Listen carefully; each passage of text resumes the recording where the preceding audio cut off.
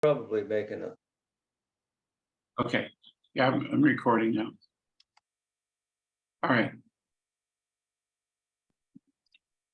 Yeah, well, we have 6 people. I'll wait another couple of minutes and we'll get started.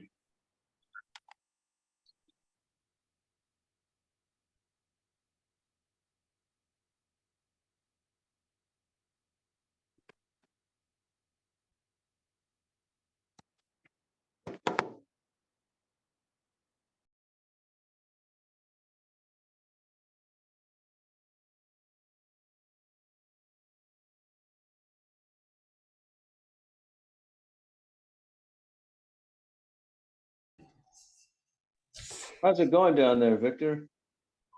Pretty good.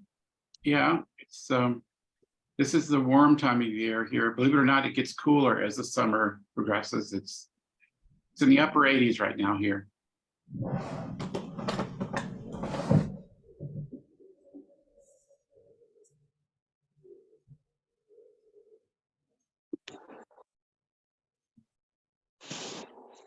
All right.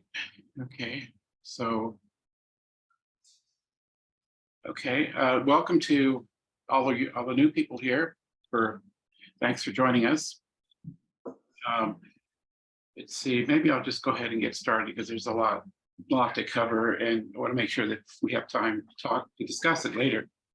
Yeah, I'll get started, and you can join, come in. And again, welcome to the new people. The way this is going to work is I'm going to do a brief review of parts 1 through 4. I'm not really going to talk much about them because we talked a lot about them, and there's links to those earlier write-ups and those discussions there, and because they're pretty involved, and I'm just going to mention the points that were made there. And this time, focus on this final aspect of the topic, which is basically about what to do with the problems we were talking about in parts 1 through 4. What can we do? What can be done? That's going to be the focus today. And this is the final part of this series. This general political or electoral representative democracy. Okay, so let's see. Yeah, here we are. Okay, and I'm going to divide this up into various sections, and then I'll pause, and then if people want to react or criticize or comment on anything, I'll definitely pause, partly because I don't like talking for long periods of time, and partly because I know people might have reactions to some of this stuff, and that's perfectly fine. At the end, we open it up completely to any aspect of this problem, or even if we want to discuss some of the earlier parts of this larger topic that we talked about in the past. Okay, first, the topic. This whole series is about trying to understand what electoral representative democracy is, what's wrong with it, why it doesn't appear to be working, not necessarily in my opinion, but in the opinion of many scholars, many political scientists, political philosophers, the contemporary ones.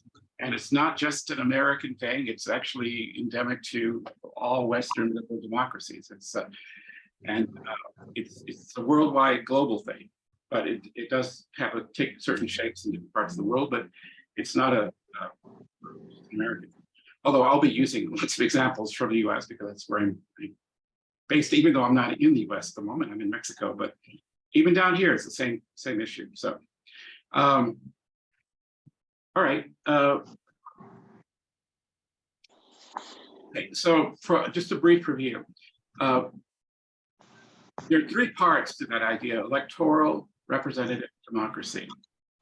And the first part, in part 1, and those of you who were there, I can go look it up.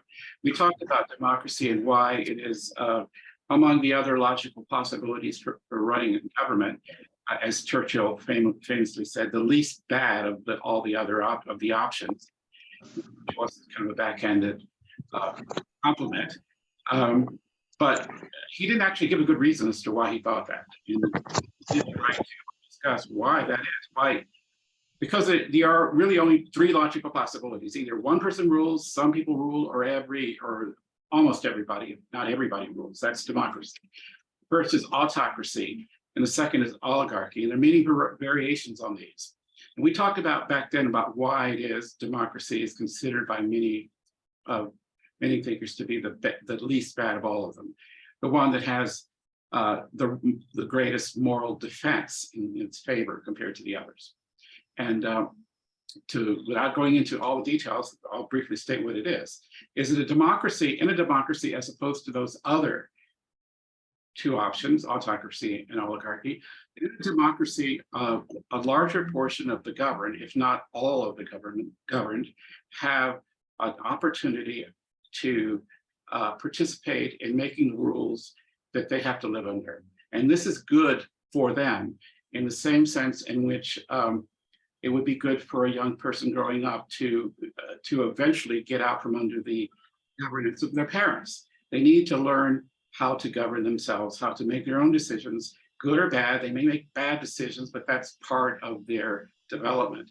So the ultimate virtue of democracy is this educational one. It's about getting people a chance to make their own rules, and that includes making their own mistakes, as opposed to having some parental or paternal authority making those decisions for you, and thereby infantilizing you, keeping you forever in this kind of dependent,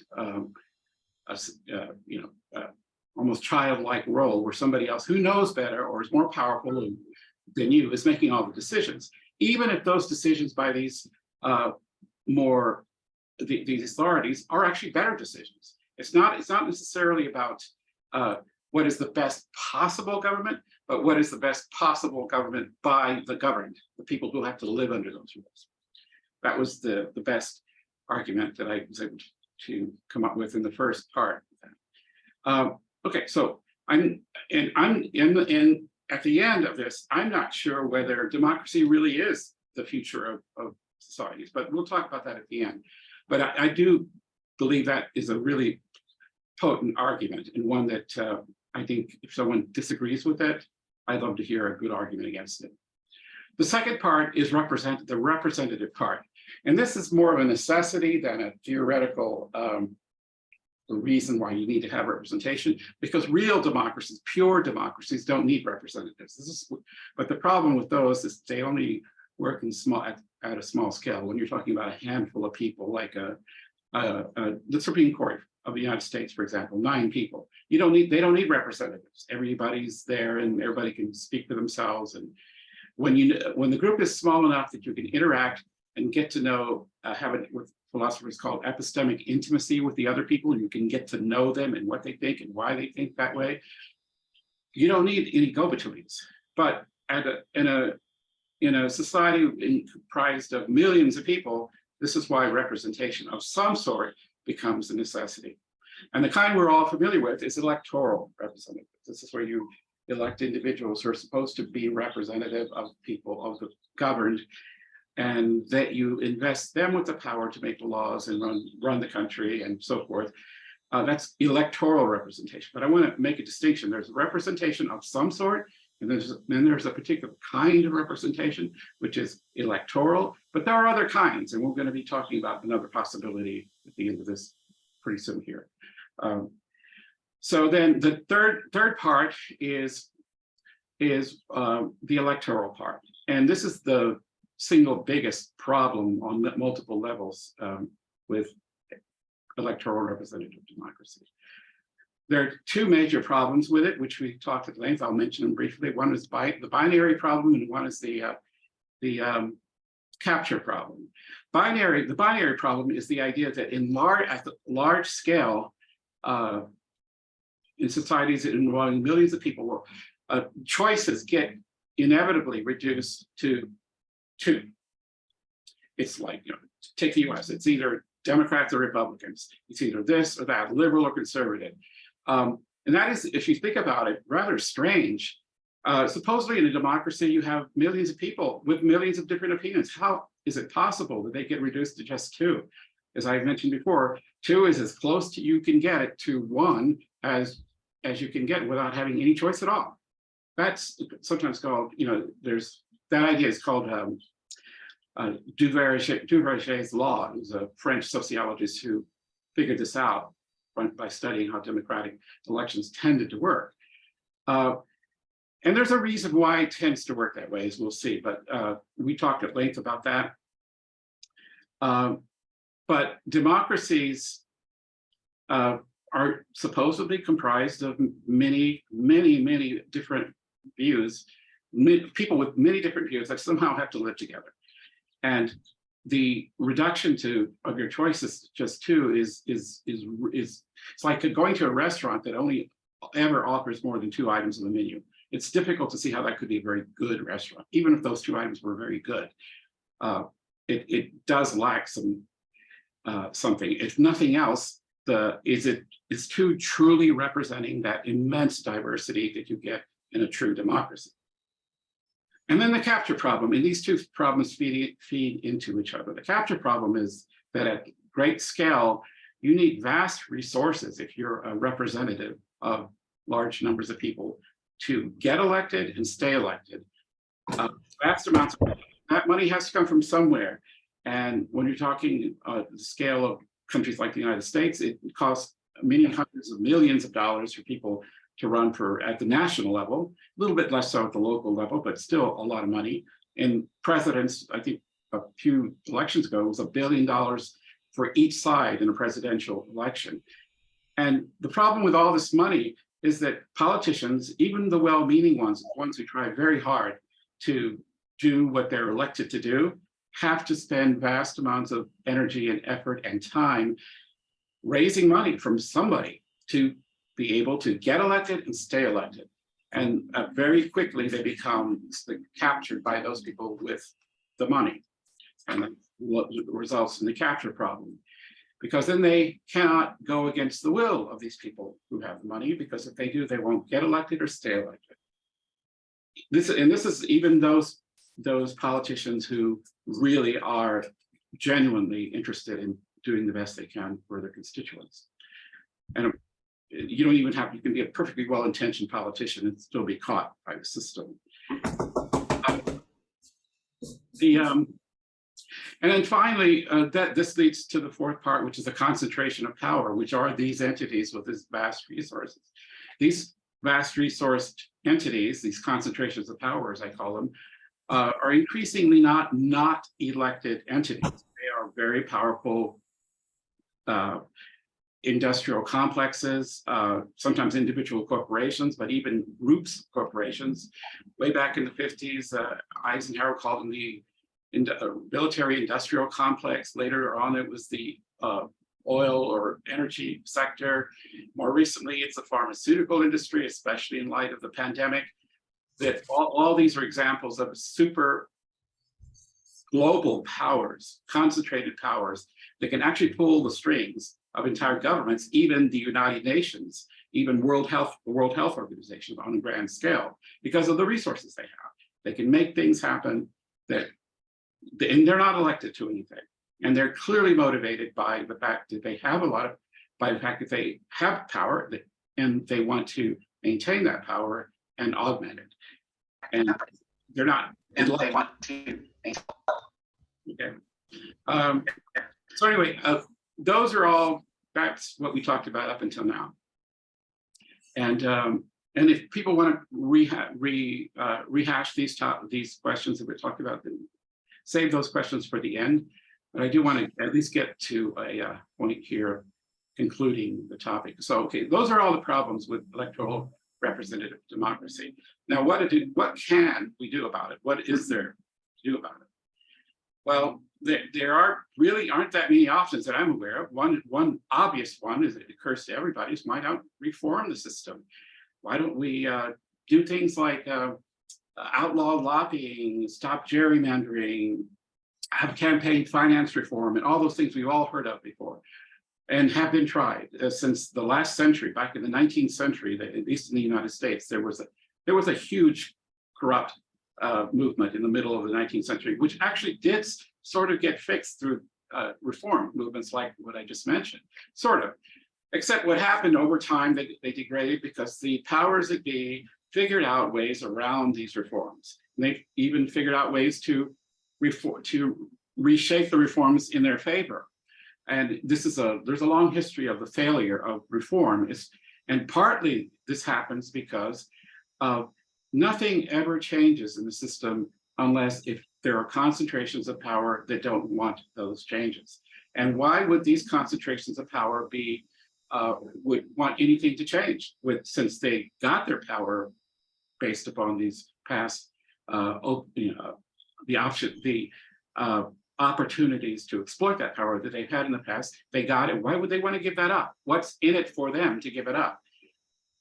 There isn't anything in it for them to give up. So nothing, very little changes. What does change, of course, talk changes. And this is where there's a famous, well, it's famous, but it's striking quote from a recent study by Anders Gustafsson, a political scientist, and published this in some International Political Science magazine. There's a link to the article in the middle of the write-up. It comes from a European politician, a ex-prime minister of Luxembourg, and he put it in a nutshell. He said, we all know what he's speaking as a politician, as a career politician with lots of experience. He says, we all know what to do. We just don't know how to get reelected after we've done it. By which he explains, what this means is this: if you're an experienced politician, here are your options. There really only three, and two get ruled out. That leaves the third. Okay, first one is you do something that effectively addresses the problem, whatever the problem is. And he was suggesting that if that was the only motivation going on, problems would have been solved a long time ago. Just do something to fix the problem, right?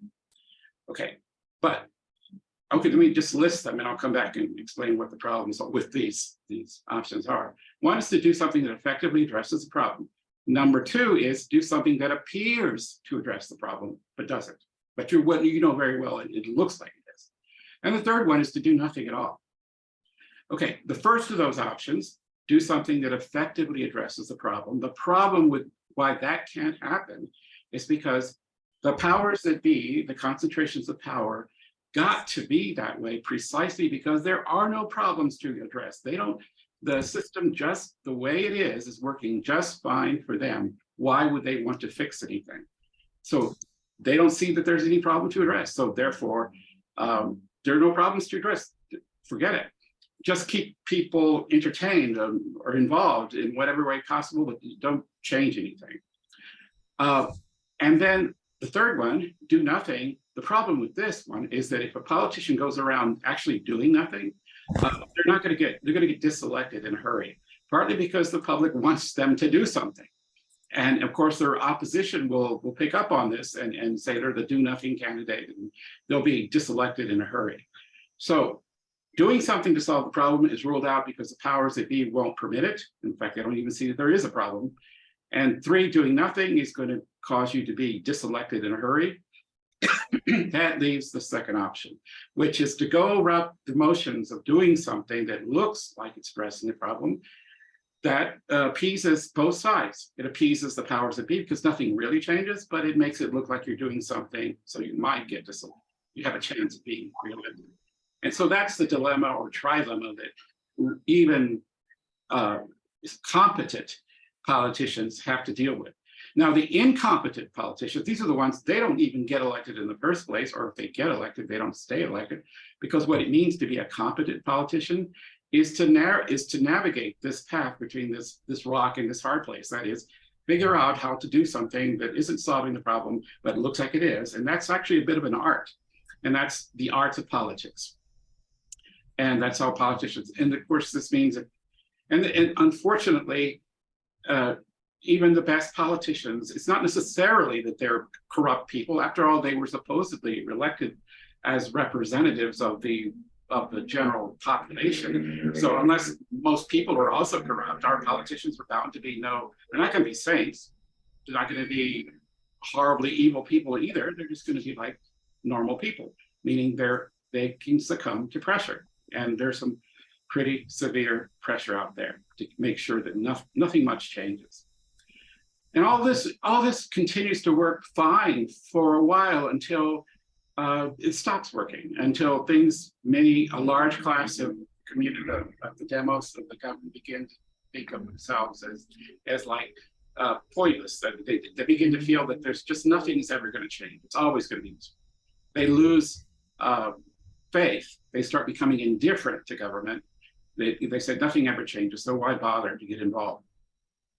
And this is a competent politician, or competent politicians who want to preserve the status quo. If they really know what's going on, they'll actually might actually change things around the edges just to make it look like things are getting better. And maybe they are getting better in some material or economic way, but only very incrementally and very carefully, just enough to keep people hanging on, not to actually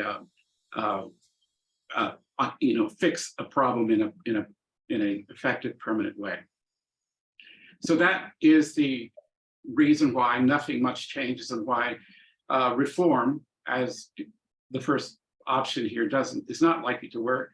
And even if it works, and as it in fact did in the 19th century in the US for a while, is that what it does is it educates the powers that be on how to do it better, how to do corruption better next time. There's such a thing as competent corruption as opposed to incompetent corruption. Incompetent corruption doesn't last very long. The competent kind is by definition long-lasting. It endures until something goes wrong. And of course, things go really wrong, it becomes a mess, violence, revolution. But the fact that that hasn't happened yet means that there's a lot of competent corruption out there that's just riding the edge of failure, but not failing, or at least getting enough people to believe that. Okay, so much for the negative stuff here.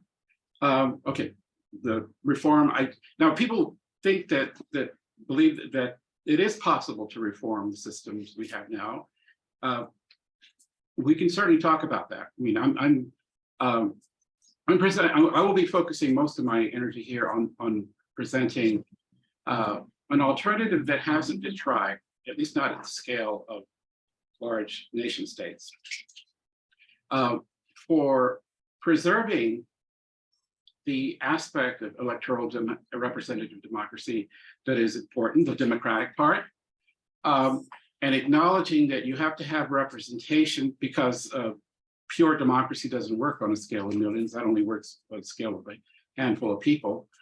So you need representation of some sort, but it doesn't have to be electoral. The electoral part is the part that is going to be jettisoned or dropped from this picture in this second proposal. But before I get into that, I'll pause right here. And does anybody have any questions or comments right now? You want to interject? Go ahead, Jacob. Can you hear me? Go ahead. Yeah.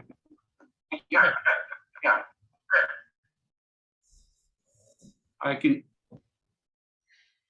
I'm not sure I can hear you. Is there? I heard some noise, but I didn't hear. Okay. Well, let's see. Okay, Jacob, you in the chat, you mentioned some things here. I'll look at. I'll look at what you're reading, what you wrote here. Yeah, I'm finishing up there. Okay. Do you want to give us a brief? Tell us what you're writing here. Yeah, I'm just saying that, pointing out the fact that we don't live in a democracy or a republic. Mm-hmm. We live in a corporatocracy, and I'm just spelling it out there. Yeah. And a lot of it is due to the fact that it's due to voter apathy. Yeah. So we have created this situation by our negligence, by our irresponsibility, especially the young people who are hardly involved in politics.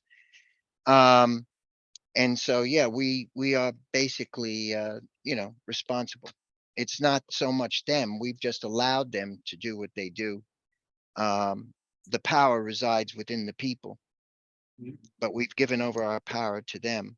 So we are directly complicit, in the criminal activity that this country has been perpetrating now for like over 20 years, both on both on its own people here, citizens in the United States, and the people of the world, around the world. Mhm. Yeah, yeah, So thanks. we are, yeah. Yeah, well, I So tend, it's up to us to, you know, to wake up our right. family, our closest friends, our neighbors, and to get involved, to make sure that we only elect the most loving, the most wise among us, and yeah, and participate.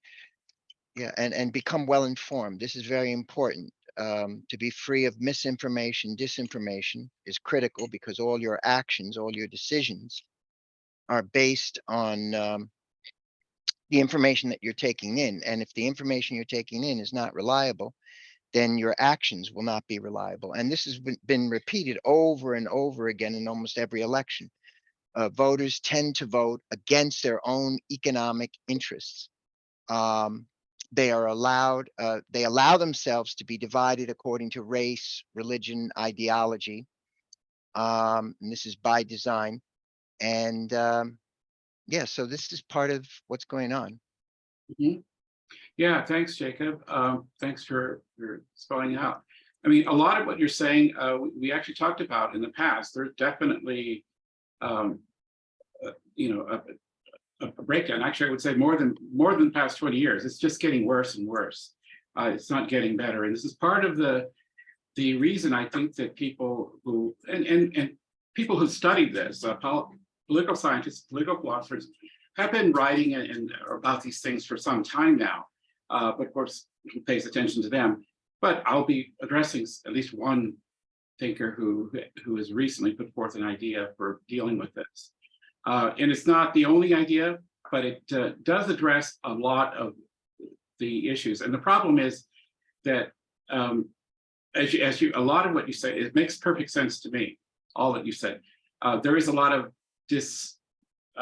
disinterest in the public with the current system for good reason. It's not just because people are lazy and irresponsible. It's because, frankly, what are their options? How are they going to voting? Part of the problem is, as we're going to suggest, is that voting in elections themselves is a structural way of doing representation that is not working in the modern world, and perhaps hasn't worked for a long time. Not in the way it was originally intended. The original idea was that representatives would represent the wishes of their constituents, and in that way, the average person would have a voice in government. That's the theory of democracy, but that's not what is actually happening. As in the resources, there's a great talk by Martin Gilens, a political philosopher, political scientist at Princeton, who several years ago did this study, massive study that took 3 decades to gather evidence. And his conclusion was, like what you said earlier, that the US, and this has been repeated for other Western liberal democracies as well, but especially the US, as he put it, is a democracy in name only.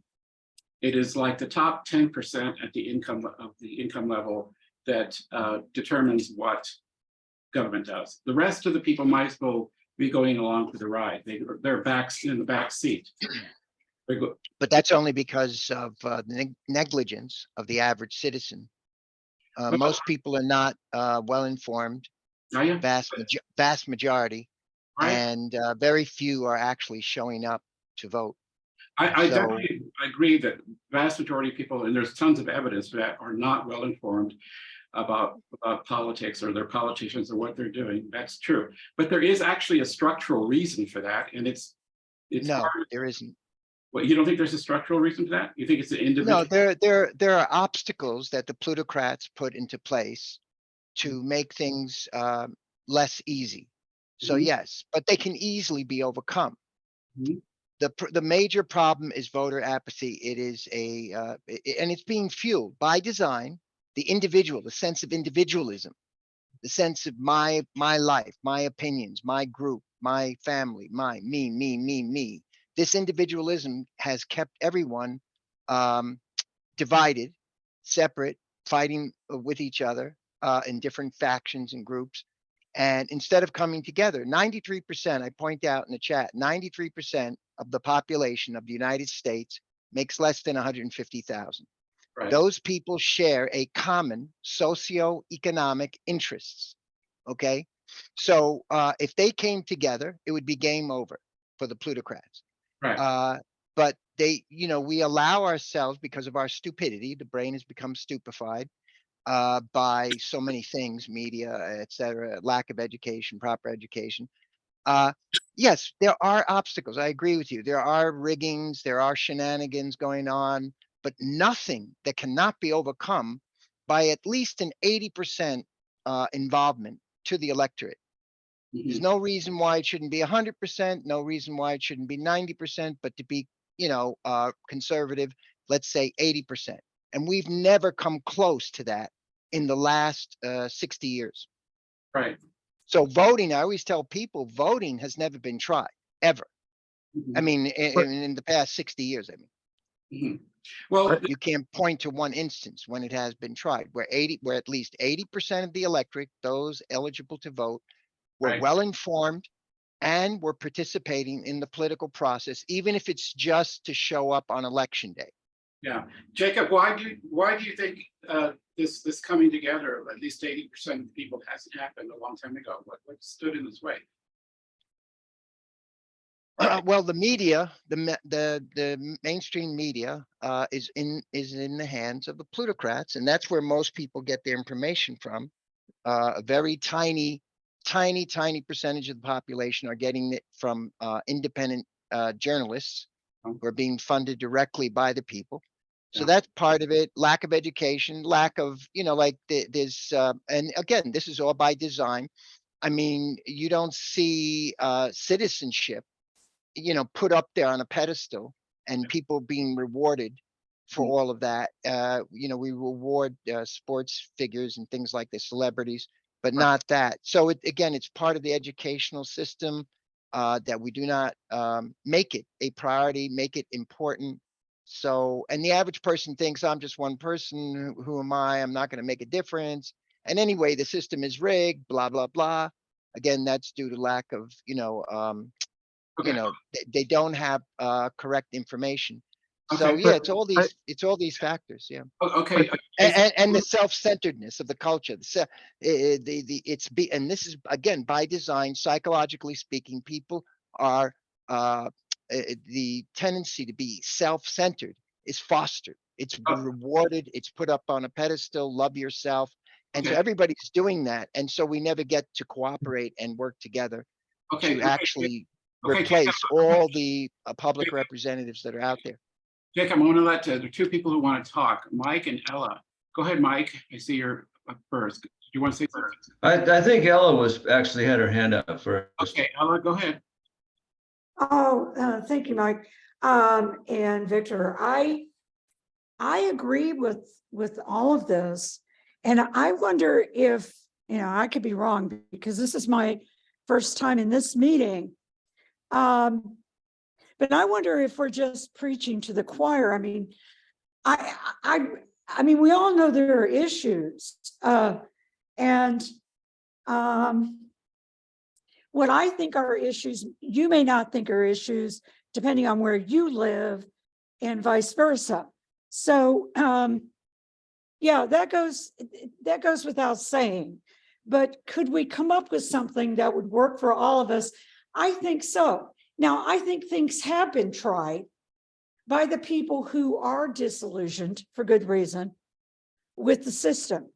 Now, what are you supposed to do after years and years of nothing changing and wanting to be, and, always voting, and people, like you said, it's just like the system. They buy you off, they'll throw you a bone here, they'll talk a good talk and do nothing in the end. Both parties, and nothing changes economically, particularly. I'm speaking about working class people. I'm speaking about poor people who've lost their jobs with technology and AI and the jobs being sent overseas, and the alienation from being a part of the society because their jobs are gone. They don't have their unions anymore. The unions were busted years and years ago. So my point, because I want to let others speak, is that, they're not, there are things, they're deaths of despair. Some of them are killing themselves.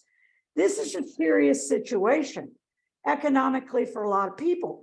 And yet things out in California, and not to say that's a fault, but the government should be looking at this, of anyone that lives there, or up in Washington, where Seattle, where computers are booming, they're hiring like crazy and they make a lot of money.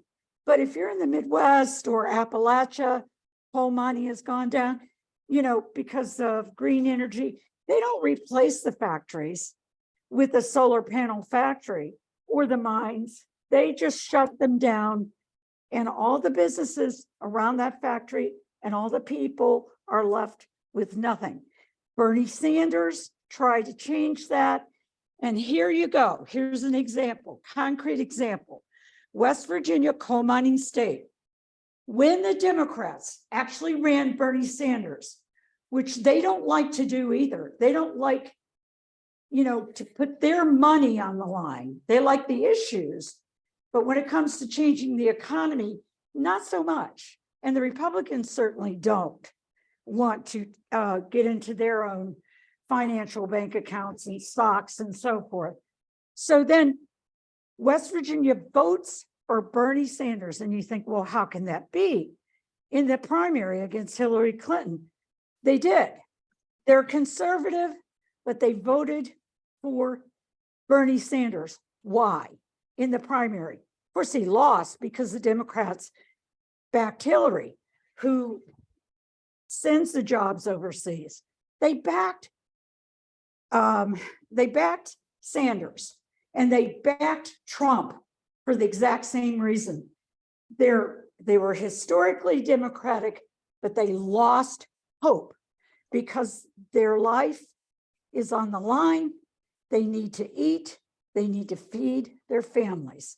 So that's all I have to say. Thank you. Thanks, Ella. I really appreciate your comments. Mike, did you want to? You were next, I think. Are you there, Mike? Yeah, I'm here. Sorry for the delay. I was just trying to bring up that list. You think you mentioned there's 3 things the politician could do. Actually fix the situation was one. Make it look like they fixed the situation was another one, or just do nothing.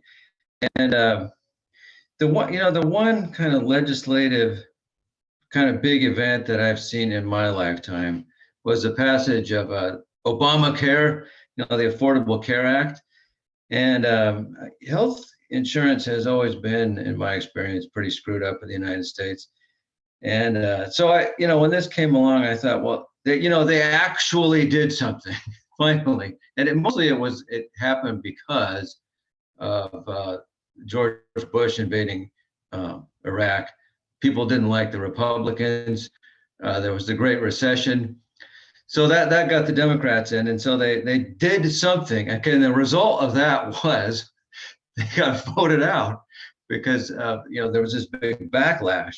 So, like what you're saying is that there's a big risk in actually doing something. If you're going to make a change, you're not going to last.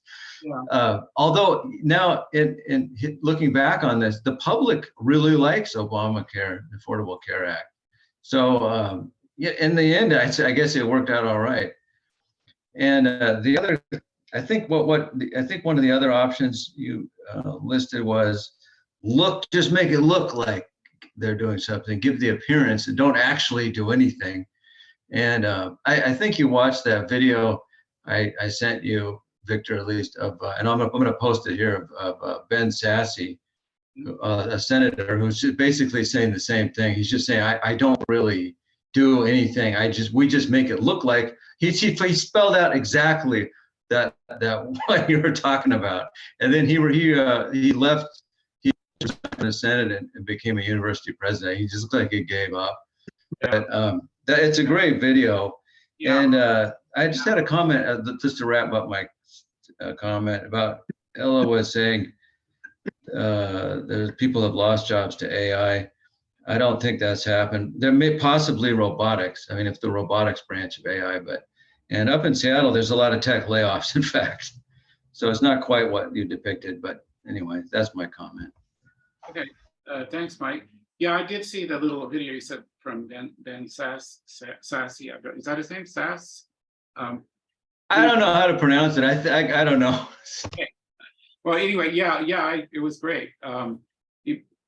I guess you could say that because he knew he was on his way out or was already out, right? Well, that was a couple of years ago, though. I mean, that was back in the midst of the Trump. He just recent, so but he didn't run for re-election or anything, I assume. I'd have to check my facts, but anyway, that video that I showed you was quite a while ago. Yeah. Well, anyway, this guy that I quoted that in the article, and by the way, this pattern that you just described with Ben Sassy is global. It's happening all over Europe. The study that I cited studied 26 Western European countries. That's pretty much all of Europe. It's the same pattern everywhere.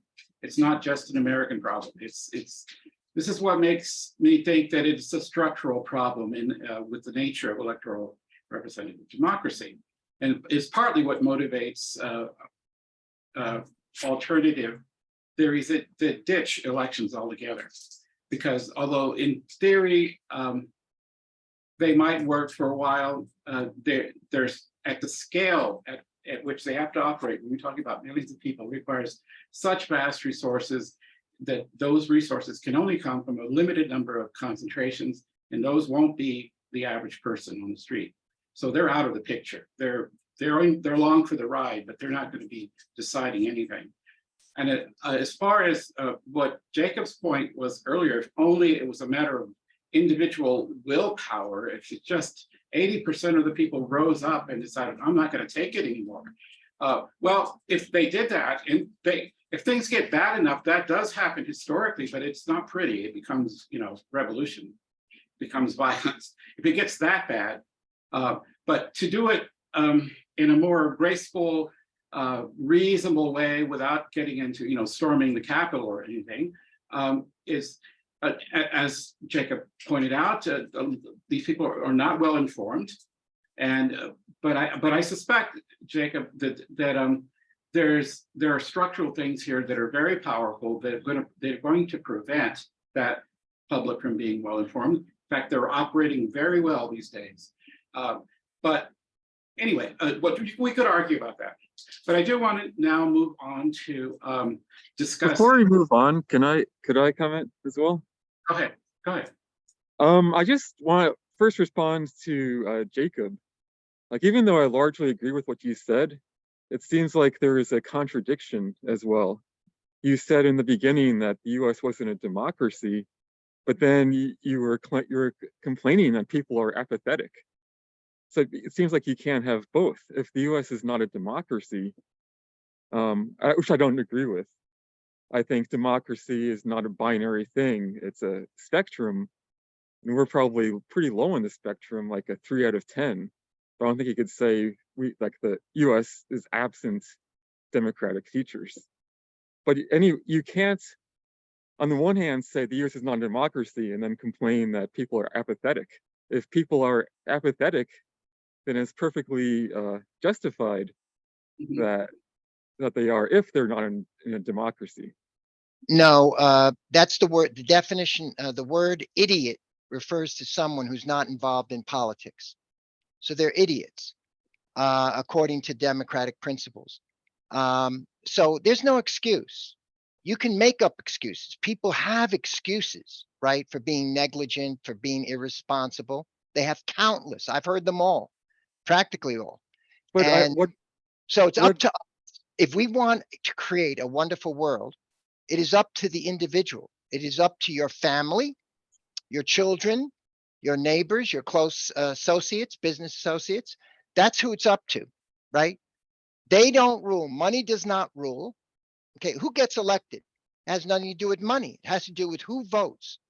The one who gets the majority of votes gets elected. That's how it works. Now, this is must be based on a foundation of being well informed, but we can't, as you know, we can't get our information from the mainstream corporate media, right? That's pure propaganda. They're not going to tell us the truth. They have no obligation to tell us the truth. They don't want to tell us the truth. They don't want to tell us what's going on. They don't want a well-informed public. Okay, so that's up to us to seek out independent, full-time journalists who are not getting a penny from the plutocracy and are getting funded directly by the people. And thank goodness they exist. And that's where we need to turn to become well-informed, to minimize bias, to minimize prejudice. Yeah, so that's, and I have made a list. Okay, I Tyson. think Those Go ahead, journalists. Tyson. I'd love to hear what your list is. Go ahead, Tyson. so. I'm just gonna say, like, I think Victor laid out pretty well that there's structural problems preventing people No, expressing not their. preventing, making it more Well, difficult, but not preventing. you can't express it within the system. You have to do it Yes, of course you outside the can. system, and to get outside I of can the give you system, you have- countless, I can give you countless examples of in almost every election where there are good candidates on the ballot. They're right there on the ballot. They made the effort to be on the ballot, and very, very few people show up at the primary to make sure that they win and go on to the general. Okay, all right, okay, I want to, Jacob, I appreciate your points, and maybe we'll come back to this in the end, but I do want to give Ella a chance to speak. There's good people, there are good candidates. We have very good candidates, but they never get elected. They get maybe 2%, maybe 10% of the vote at most. Because again, people are not well informed. They vote against their interests. They don't know what they're doing, and they vote for the, you know, the boob tube candidate. Okay, Ella, go ahead. Yeah, I just wanted to weigh in on that point. I think it's a bit unfair to blame the working class for their situation. And hear me out on this. I'm not saying we don't have a responsibility. We do. When you're working 2 jobs, you can't afford daycare. You know, you're standing on your feet at Walmart or Starbucks or wherever. I think some of the Starbucks got unionized finally. You don't have a union because the unions are busted. You don't have the lifestyle you used to have, which was okay. It was never comfortable, but you could take that vacation to Florida once a year with the kids, drive down, spend a week, come back. You owned a little house near the Ford plant somewhere, and you worked hard all day in a loud factory making cars, but you felt pretty good because you had a union, you had your fellow auto workers, and this included men and women that worked in these plants. And now they shut them down, they're gone. Now, the reason, you know, a lot of political experts have looked into this, and one of the reasons,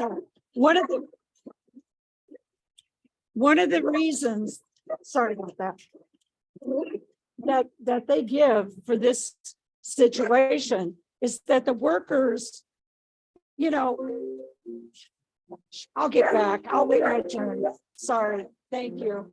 Okay, I'm gonna move on, and we could come back to this near the end if people want. I do appreciate your comments, Jacob, and Ella, and Tyson, and Mike, and everybody. But I don't really disagree with a lot that you say, Jacob.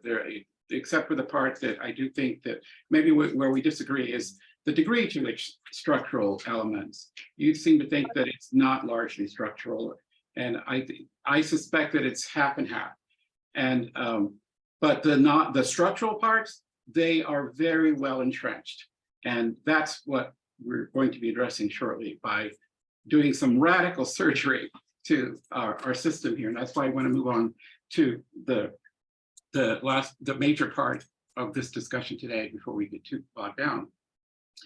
But of course, after we finish this, people can bring these other issues back up. Okay, so what alternatives? Earlier I talked about representation. being electoral representation. That's only one kind of representation. There's another kind. It's actually quite familiar to people with a scientific background, and this is called representation by sampling. This other way involves, for example, it's a method that's familiar, as I said, in scientific research. It's a representation of a target population by selecting a statistically significant random sample from the target population and using that sample to conclude information about the target population. And so in the political application or representative democratic application, it would work this way. We would want the information that we're looking for from the target population, that is the governed, the demos, the people out there on the street. We want to know what they want or that they believe is prudent to want. Because again, we're talking democracy. Democracy is ruled by the people out there, not by a subclass of them, nor by one person. So you need to know what they want first.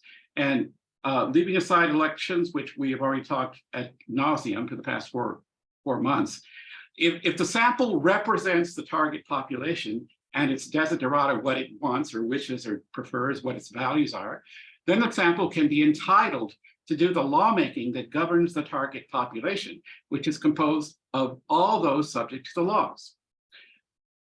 In this way, the connection between the will of the governed and the rules they must live under would be restored to a level of intimacy that the original notion of democracy seemed to suggest was the proper relation between the governed and governance.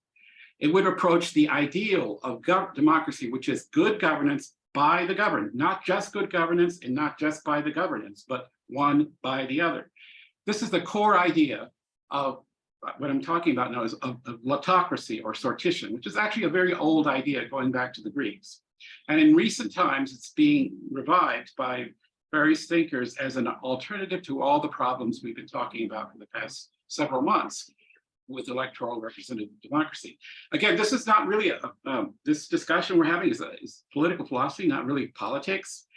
So we're interested in the fundamental problems here, not the ones that come up every day. Not that those aren't important, but there seems to be enough of a track record of reform, of failed reform, to explain why it is some serious thinkers are beginning to look elsewhere for an alternative to elections altogether.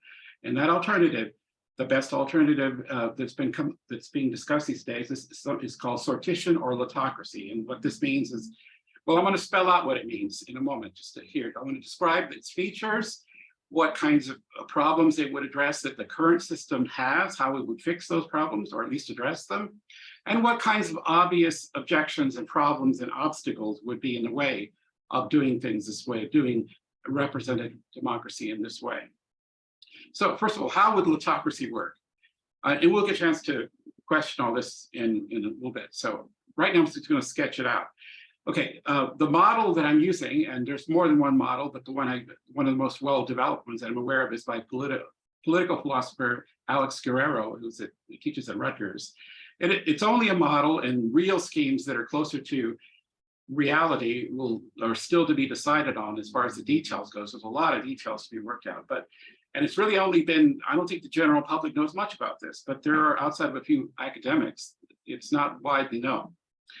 Okay, one of the first big features of a autocracy is this.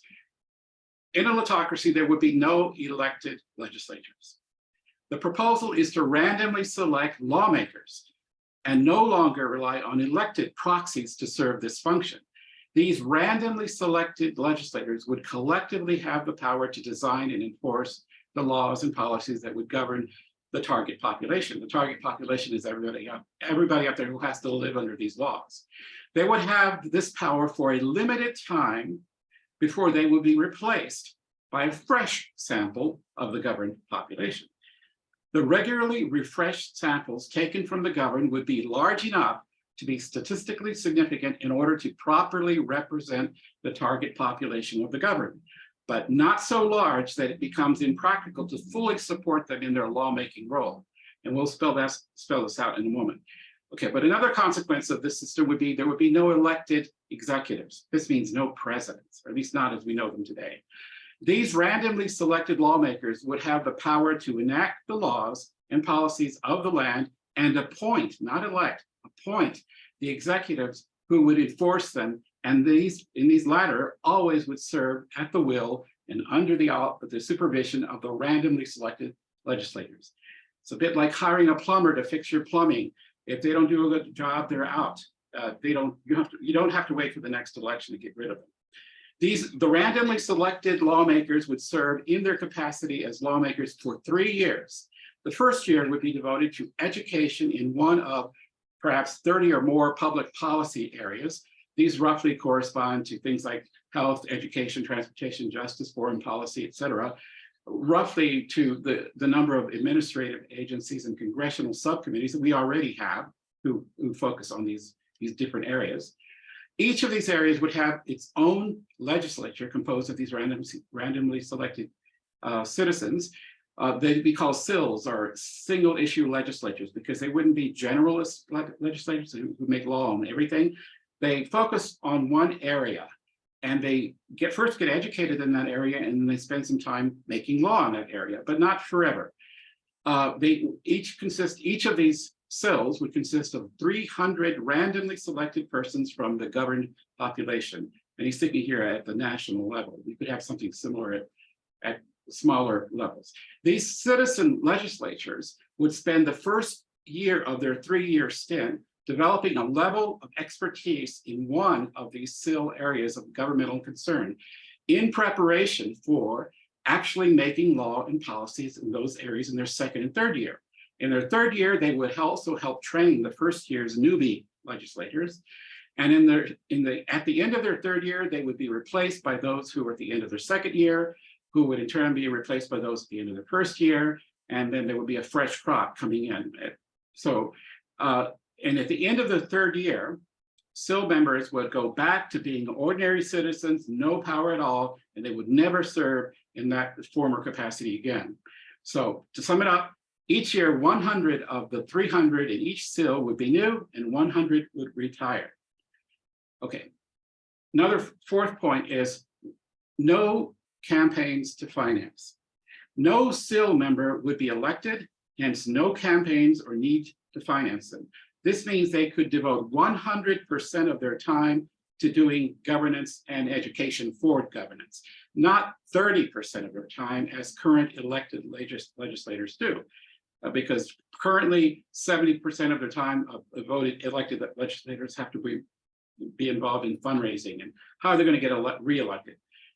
Acceptance, and if you got yourself selected to be on one of these, acceptance of a randomly selected opportunity to serve in one of these as a lawmaker in one of these lawmaker positions would be voluntary. You wouldn't have to serve, but if you would be well compensated if you chose to. So proposals for how well you would be compensated range from anywhere from $1 million per year for each of the 3 years of service up to or down to 1.5 times a person's pre-selection income. But whatever the amount, it is critical that it be sufficiently high to curb any need or incentive for accepting outside money or favors. The work of being a lawmaker would have to be taken seriously. It would be a full-time occupation for 3 years. There would be no financial excuse for not accepting. We would make sure of that. There would be no legal, there would be legal protections against you having any of your income or career damage arising from taking on 3 years of public service. And all expenses related to doing your lawmaking would be covered separately. And of course, those selected and accepted these positions would have to agree to being carefully monitored both during and for a long time after their service to make sure that there were no outside financial or material tampering with their decision-making, no bribes or promises of this or that if you decide one way or another. Okay, a fifth major point would be this. Prior expertise in governance or any kind of administrative work would not be required of these lawmakers. This is important.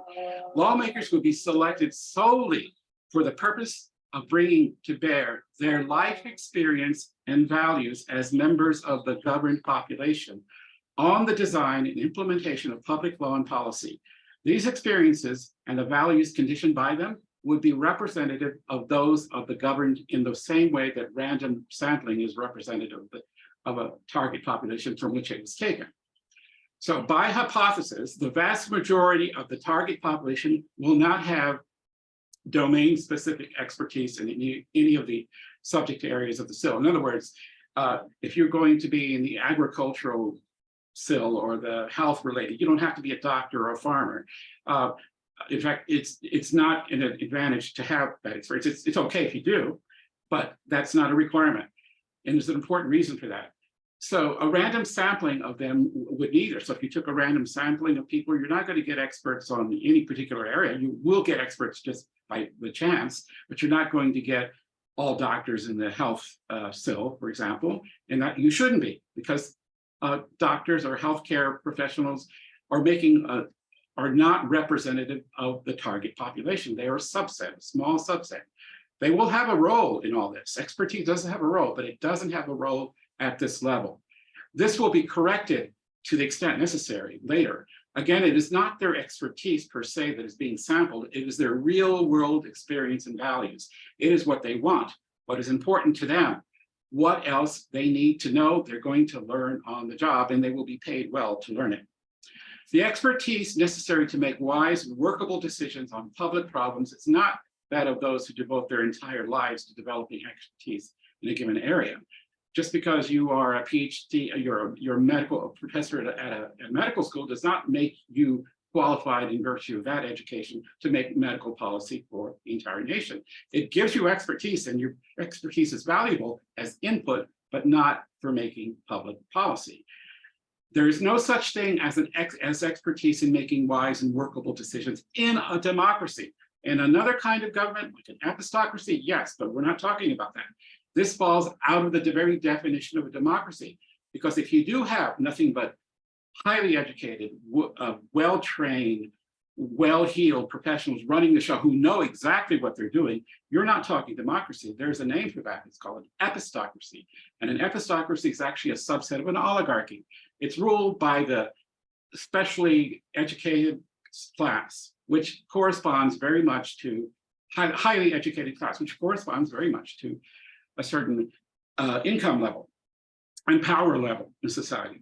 So it's true, some members of the demos of the governed will have domain-specific expertise, of course, and they will play an important part in the education of members of the SILs, because the SIL members, when, let's say you get picked to be on the health SIL, and you choose to be on it, and you don't know anything about healthcare. Okay, first of all, you're going to spend a year being educated by experts, the top experts that society has on healthcare and healthcare policy. You're going to hear a variety of opinions. You're going to hear from across the board, not just from nurses and doctors and medical school professors. You're going to hear from the patients who have to live in hospitals, the people who get rejected by the healthcare system, by anybody who interacts with the healthcare system, which is literally almost everybody.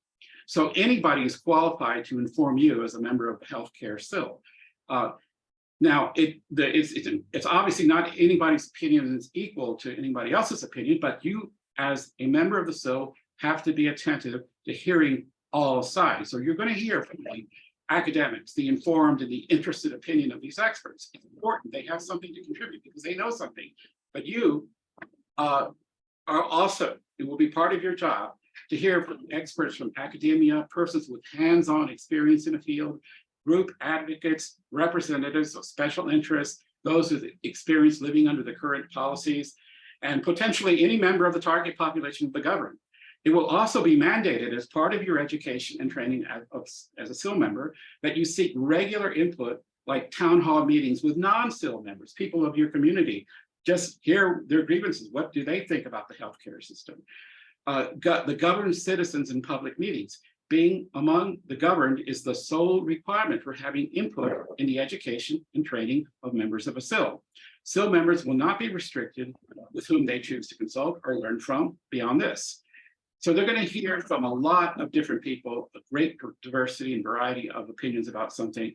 And in the end, their responsibility is to sort through all that and weigh the great diversity of information that they're going to get from all these sources. Again, it is their experience and values that will be brought to bear on decision-making for the democracy, not any special background education or knowledge they, as still members, had. And this is by design. Again, the only experience that matters for these lawmakers is that acquired on the job by design. Another important, that I spent a long time on this part because this is critical to understanding how these are going to work. And another short point to make, it's an obvious point, is still members will never be in the same set of people from 1 year. Still members will never be the same set of people from 1 year to the next. This is critical to their representative role. Values change, understandings change, things happen, including mistakes. New information is ever on the horizon. SILs will be positioned to review their decisions every year. Their collective will as representatives of the class of the governed will be the law of the land until some later SIL decides otherwise. The buck will always stop with them, but both they and their authority is regularly and perennially subject to orderly revision. So that's a very rough description of how this would work and how to solve problems we currently have. Well, for one thing, there wouldn't be this reduction to this binary problem. These SIL members would be faced with a huge, vast variety of opinions. And yes, it'll probably be hard for them to decide this, but if they can't decide, if you don't have faith that ordinary citizens can make these decisions, then you have ditched, you've lost all, you've basically given up on democracy, because that's what it means. Now, maybe we will get a bunch of incompetence, maybe we'll get horrible governance this way, but if that's the case, then that proves the argument against democracy. Maybe we can't tolerate democracy. Maybe we don't even want democracy. But if you want it, this is the way to get it, or at least that's the proposal here. A body of lawmakers in a autocratic government are better positioned to capture the nuance and variety of perspectives among the governed. Needless to say, since every nuance and variety as such could rarely be manifested in actual governance, this or that decision favoring this or that perspective would have to be made. But the nuance and variety would be at least heard, because that's the job of these people, to listen. The system would guarantee that much. Just being heard is a deeply underestimated facility for getting people to find excuse to compromise, even when they don't get their way. But if they know they're being heard, and it makes a huge psychological difference. People would be represented among the lawmakers in such a government who, under prevailing electoral structures like what we have now, stand no chance of ever having a real voice in governance.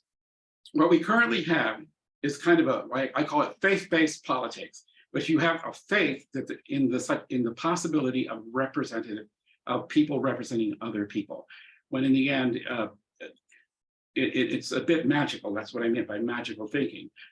Just being heard is the first step for any perspective to eventually, if it ever will, for it eventually to prevail.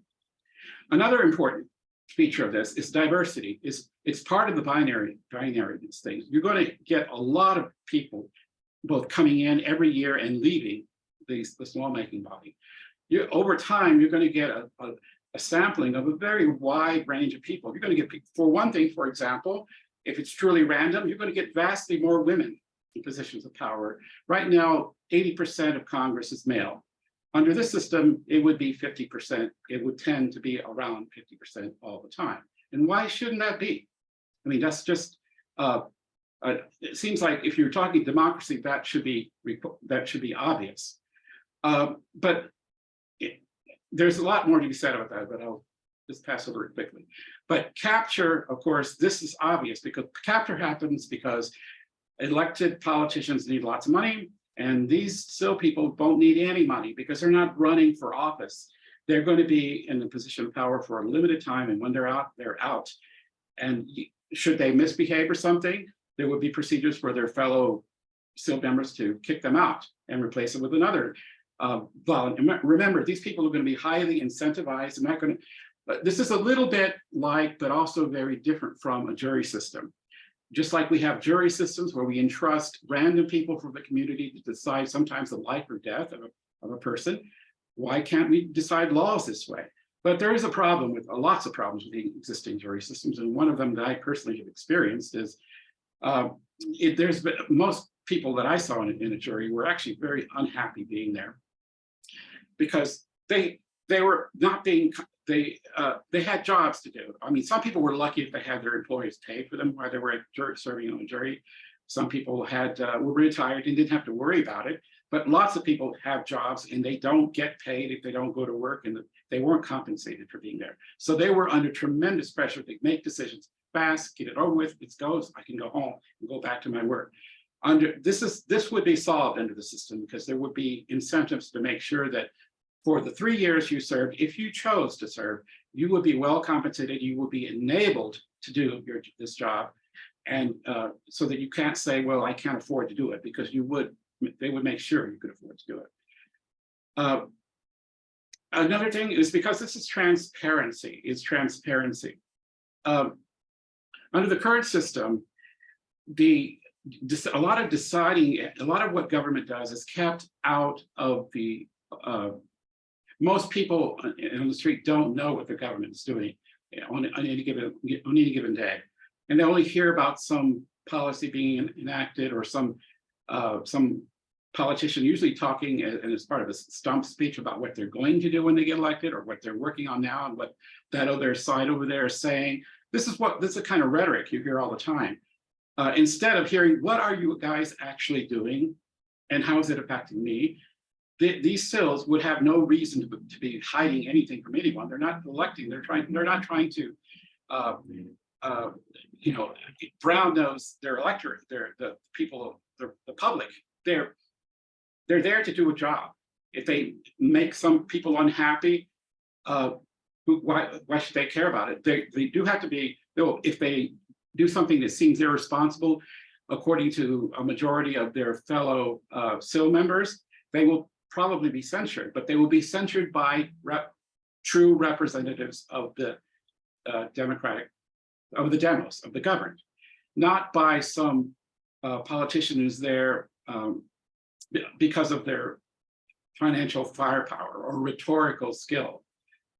And finally, one of the most important things is entrenchment. Under the current system, if you learn to play the art of politics well, you have a career there. These people would not be career politicians. They know what going in when they would be going out, and that would be it.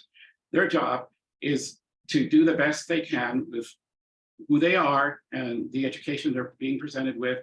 It may not be perfect, but it could be corrected later by another group, and so on and so on. And that's how it's supposed to work in a true democracy, where it's the people, whatever they want. They may even have stupid, maybe most people want stupid things, and so we'll get stupid things in our government, but that's democracy, either that or you don't believe in it. Okay, so, okay, I've been giving you the pros and mostly the pros for autocratic governance so far. There are some problems, very serious problems we can talk about it, but before I get into those, and there are responses to these problems too. But this is a good time to pause for anybody have any immediate responses to any of this so far. You think it's crazy? Anybody? Ella and Tyson, you guess you have your hands up. Do you guys? Tyson, do you want to say something or not? Yeah. So I think it's a really interesting idea, but I feel like there's a lot of idealism in it, at least in the way you posed it. And it's not just that we're relying on the common man, that we have faith in people, like you say, but it seems like there might be, maybe you're going to get into these cons, but that there's structural problems with this setup. For one, in this kind of system, you would expect propaganda to be elevated to a extreme place of importance. Like even like in this partial democracy, we're still very propagandized, even though if we agree that it's not a full democracy, our power is limited, but we're still propagandized. If we are empowered in this way, then I feel like propaganda would be the rule of the day. It would be so powerful, like the ability to capture largely unsophisticated people.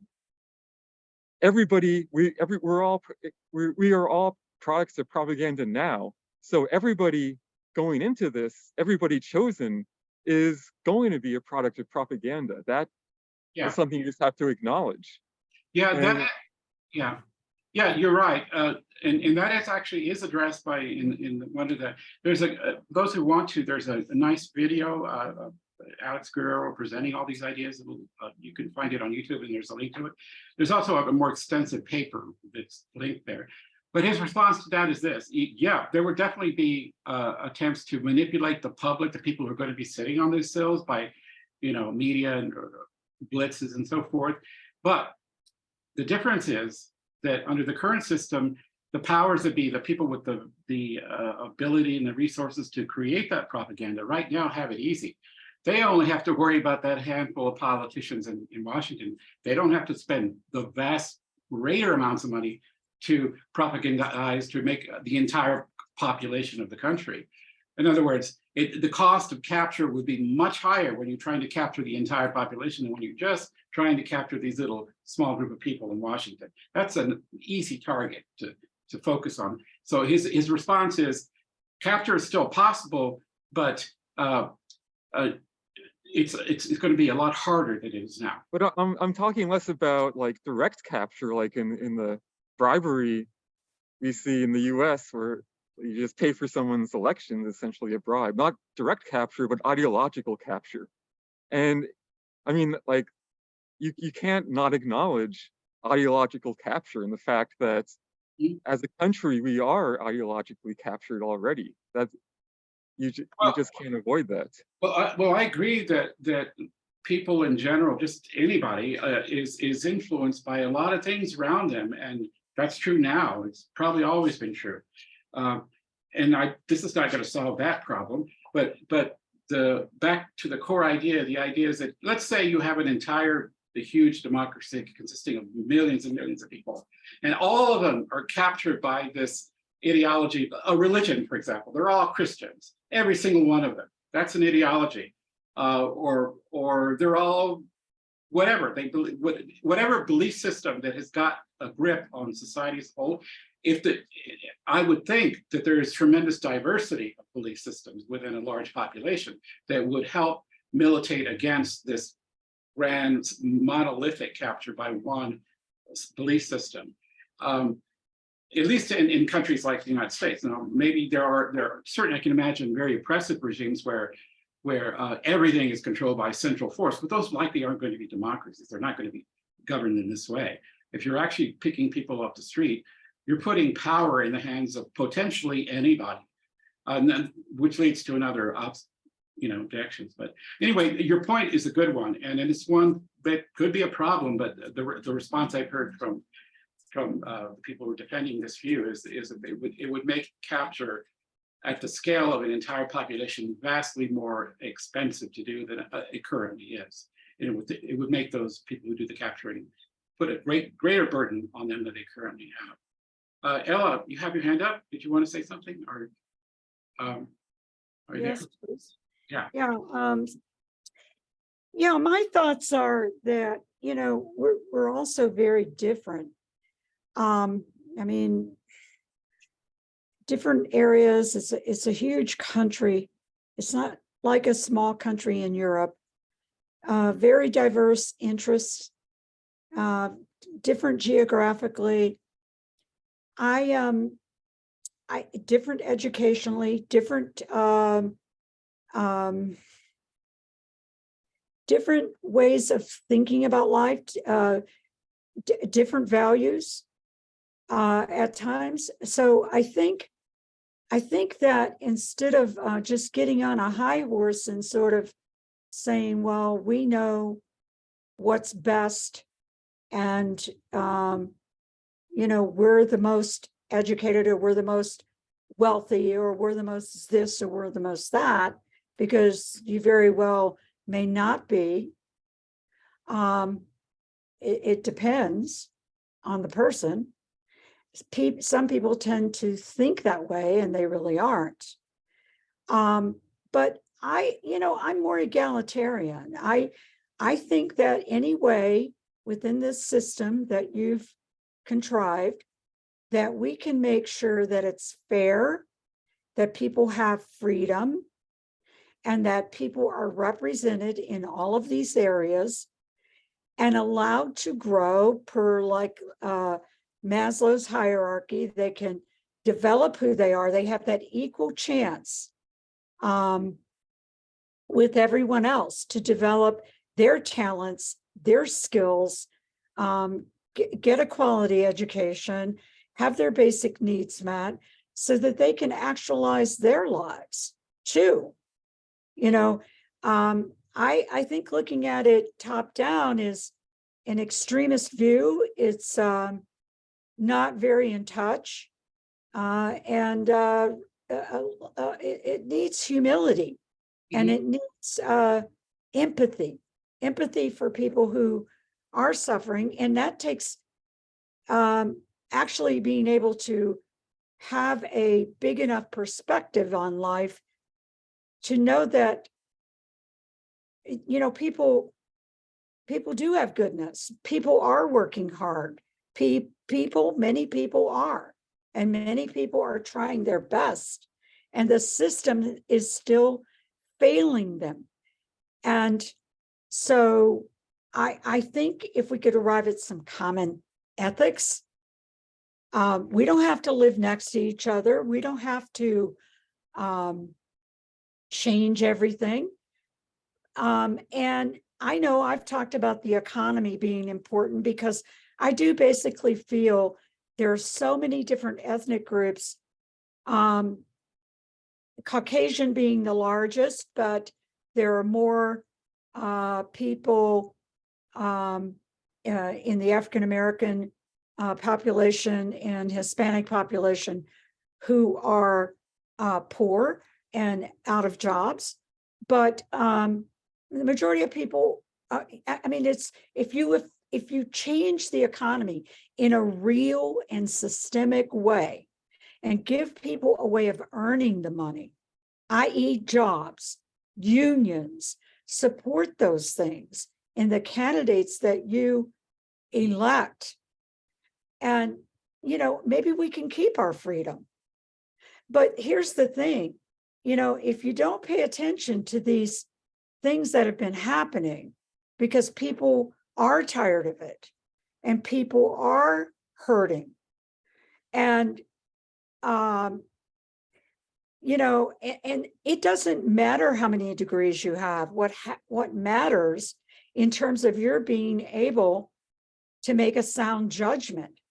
You could be extremely intelligent, have multiple degrees, and something could be wrong, that you have no empathy, or you just don't have a wide perspective, and you're just narrow and focused on one thing and not in a comprehensive way. So to be a leader, you have to think of everyone in the country, and the ethics of the country do include some freedom. But if we want to keep that, we have to have an economy that works for everybody. And that means real change, not just a bone here and a bone there. Right. Thanks. Thanks, Aleph. Well, one of the virtues of this autocratic system that is touted, one of its principal virtues, is that it would be ordinary people from all walks of life, from every corner of the country, who could potentially be running the country.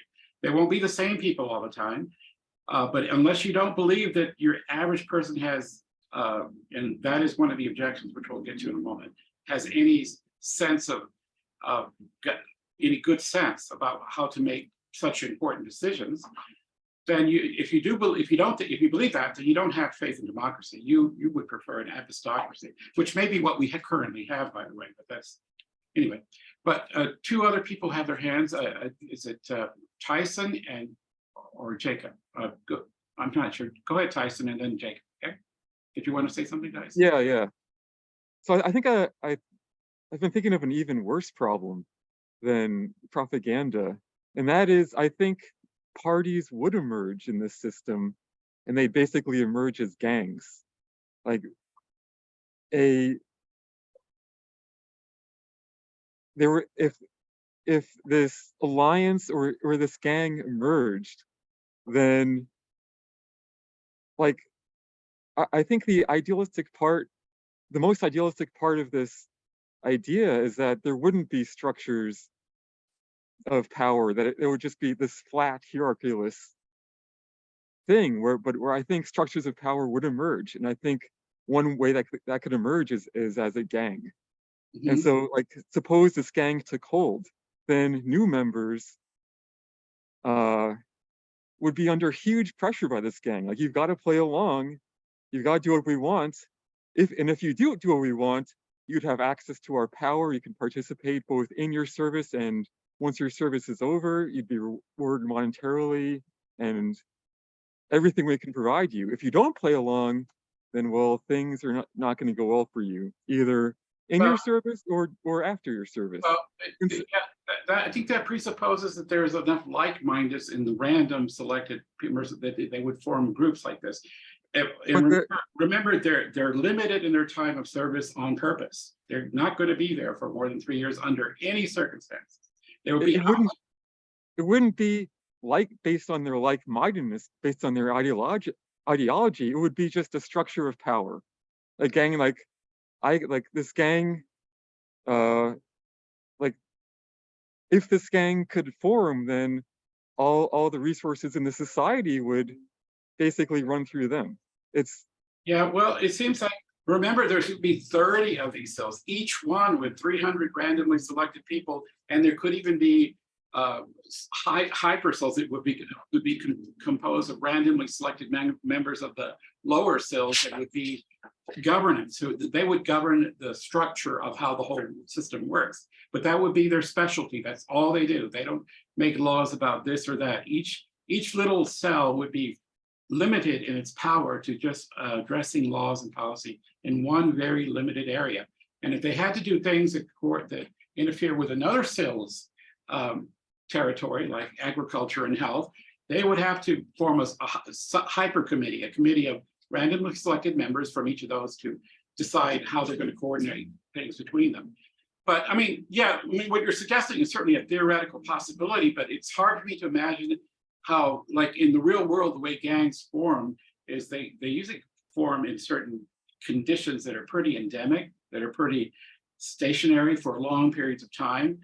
And the whole, one of the features of this is the constant planned rotation of people to prevent entrenchment. Entrenchment is one of the things why it is only a 3-year stint. And there are mechanisms in place to prevent that. Whether they would work, who knows? But this gang would exist outside the system. It would exist in the larger society.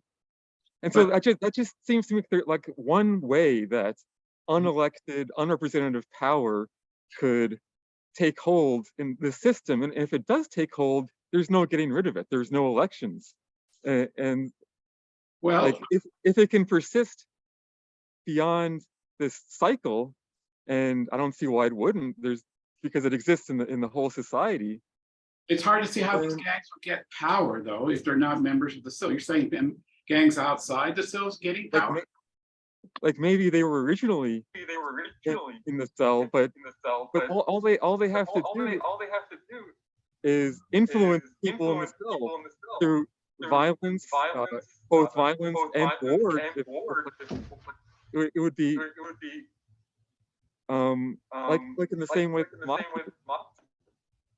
Oh, can I interject something really fast? Yeah, go ahead, Mike. I think what Tyson basically is saying is whatever path we choose, it always leads to corruption. Mm-hmm. Okay. Yeah, but this is so we can idealize and make a utilitarian. It's I mean, what's that? What do you call that kind of philosophy? Pessimism, or I don't know. Well, yeah, that's quite possible. That's quite possible. I'm getting an echo here. Somebody's getting that. Okay. It could be me. All right. Yeah, that's better. Okay. Yeah, it's certainly possible that this system wouldn't work, but it's different. I don't see that the current systems we have are immune to any of this either. I mean, I don't understand how elections are going to prevent these extra governmental gangs from forming. Like, for example, I'm not aware that there are such powerful gangs in the US, but there are in Mexico, where I happen to be right now. They're called the cartels. They're so powerful that they're in competition with the government. These people have billions with a B of dollars at their disposal, mostly from selling drugs to North Americans. They have tanks, they have military equipment on their side. This is serious internal extra governmental gangs. Now, they don't control the whole country. In fact, they only affect small parts of it, but they're real. And they're outside government. At least they create their own governments. But I don't see that, how that can't emerge. It seems to be an independent thing from the structure of government we're talking about. Something like that could happen in the electoral system as well. Why wouldn't it? In fact, some people say it is happening. I mean, think of the January 6th of the, I don't know how serious it was, but the Capitol was stormed by people who were being violent. But anyway, that's I do want to go a little bit further and address some of these problems. First of all, I appreciate everybody's comments. I mean, all of you guys have very intelligent things to say, and I don't. There's not. You might be right. This may not work, but there are some issues that we need to talk about before we totally dismiss it here. Okay, for example, here are some problems that have almost obvious problems that would come up with a lot of autocracy. I think one of the first things that first occurs to people is this, that the average person on the street is just it's just too stupid to govern the country. That you just can't have just anybody on the street making the laws. These people, most of them don't even know who their representatives are. They're so distant and uneducated and uninformed, and you're going to put these people in charge of governance? I mean, that's one of the first thoughts that comes to people. Okay, well, here's the response to that. To the extent that people are ignorant of how government works, a fact that's, by the way, heavily corroborated right now, even by political scientists. There's tons of material on this. It's not news. Most people don't know who they're. As I mentioned in one of the earlier meetups, there was a survey done of just people on the streets in which people were asked, if there was a crazed serial killer walking the streets of cities in the United States who would kill anyone who could not answer the question who their state representative was, there would be mass slaughter, because 75% of people would be shot. That's how bad how much knowledge there is right now in terms of how politics works under the current system. Okay, now how would autocracy deal with that? Well, here's the thing. The chances, and there's a good reason for that. As Jacob said at the very beginning, there is a lot of ignorance out there. He wants to blame it very much on individual choices, but there are good reasons why that's not the case. When you have been conditioned for generation after generation to believe that nothing ever changes, why should you be interested in what government's doing or who's doing the governing? You have for most people, unless you're in that income percentile that is whose votes do match up with what government does, why should you care about what your representative is? Under this system, it actually is possible for ordinary people who, under the electoral system, would never stand a chance of being elected to anything, who nevertheless are reasonably decent, reasonably intelligent people. Those people have a chance, they stand a statistical chance, a small one, but a real one, of one day being placed in the position of lawmaking power. This would mean that at least, and this would be constantly churning every year, so that every year new people would be given this opportunity. And over time, this would actually give real ordinary people an opportunity to get genuinely educated in how government works, which is an incredibly, very fundamental foundation for democracy to work. For a democracy to work, as Jacob pointed out earlier, you need an informed demos. You need the people who are being governed to be informed. Under this system, the people selected, granted it's a very small number of people, but we're talking about 30 times 300, that's 9,000 people every single year who would be constantly churning. That's nothing in terms of the millions of people, but still there's a good chance, a possible chance that any one of us might be selected for this role one time in your life.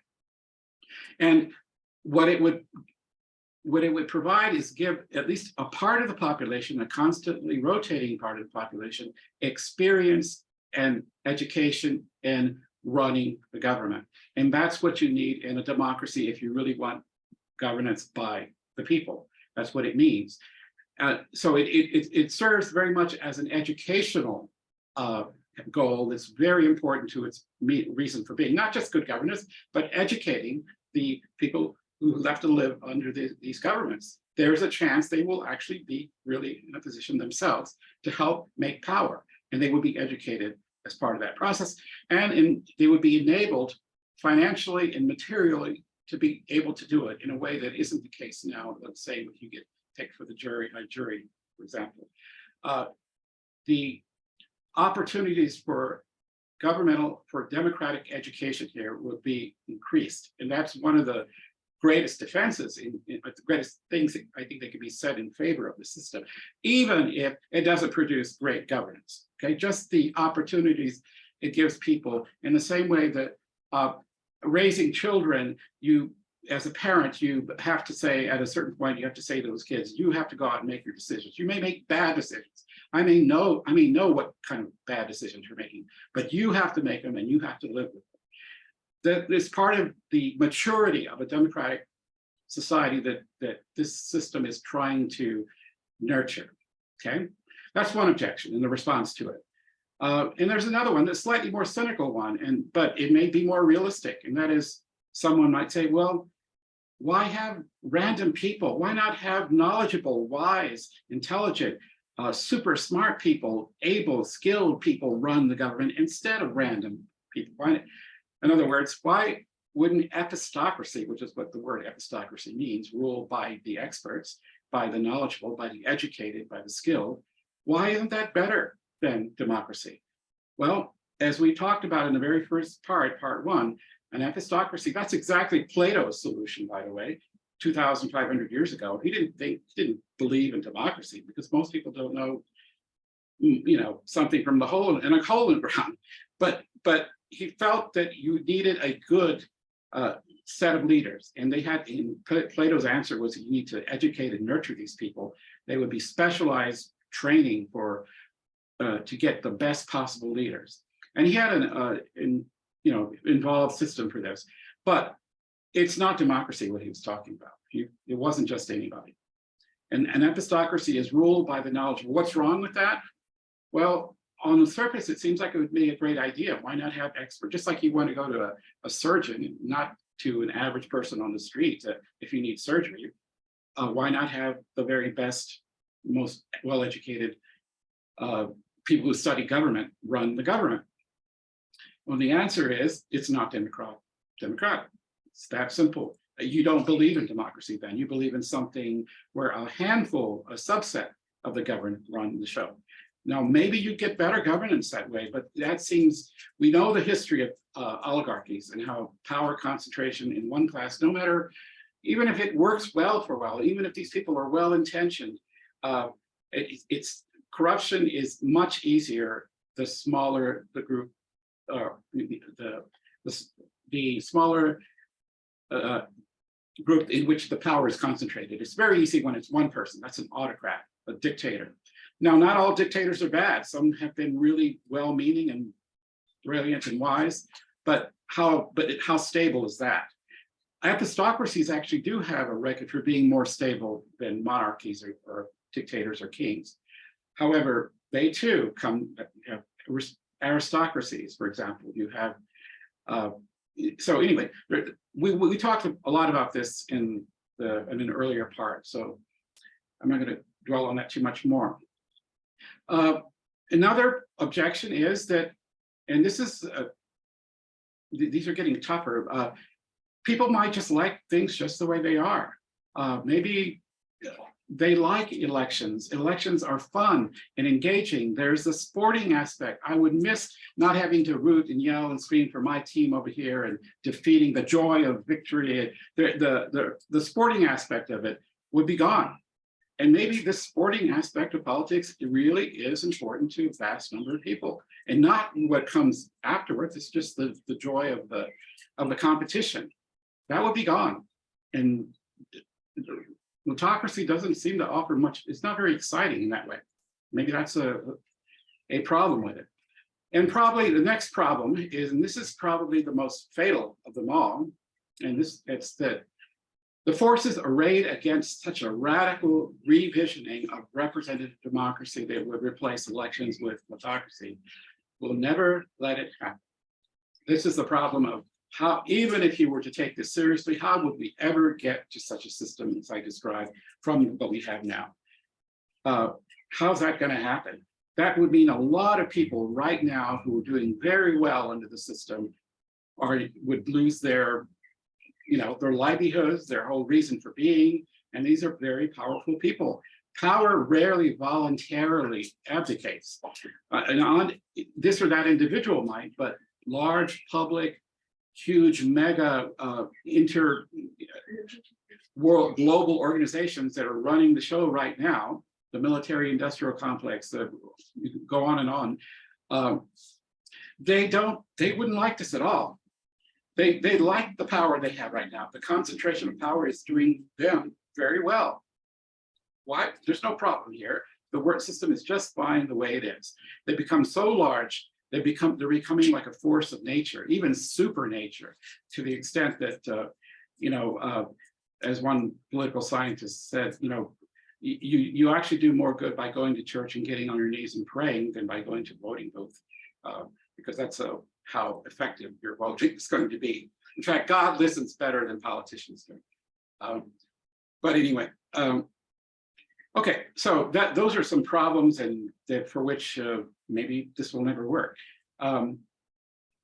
Okay, but I want to conclude now with a few comments, and then we can open it up wide for whatever anybody wants to talk about. I want to go back to the ultimate virtue of autocratic governance or sortition. First of all, what is the supreme virtue of the alternatives? Autocracy, this is ruled by one person, a king, a monarch, a dictator. One thing that no other form of government does as well as an autocracy is being efficient. If only one person makes decisions, things happen just like that. The law of the king is the law of the land. That's it. Democracies are incredibly inefficient. They take forever to get almost, and rarely get anything done anyway. They're the extreme opposite of an autocracy in terms of efficiency. An oligarchy, which includes an epistocracy, an aristocracy, and what's the other one? The one who involves money, starts with a P, I forget what it is. Plutocracy. What they all have in common is those are where it's not a single individual, but a subset of the group that has the power. They actually do quite well over time. Their virtue is stability, but not forever. They too come down. They just last longer than autocracies do. And finally, what's the virtue of democracy, of having everybody or almost everybody in society, all the governed, involved in some way in governance? Well, as I said way back in part one, the argument there is just moral justifiability. Why? Because it gives every individual in society a chance to have their voice heard in their own, in making of the laws that they have to live under. And that, just like giving a growing child more autonomy, it helps with their development, their personal development. In this case, it helps with the development of the whole government. They learn, even through their mistakes, to govern themselves. In a paternalistic system where you have a king or a dictator or a set of know-it-alls running the show, the average person never gets a chance to try their hand at being at running the show. And this in itself is a tremendous value, at least according to some moral theories. Okay, so finally,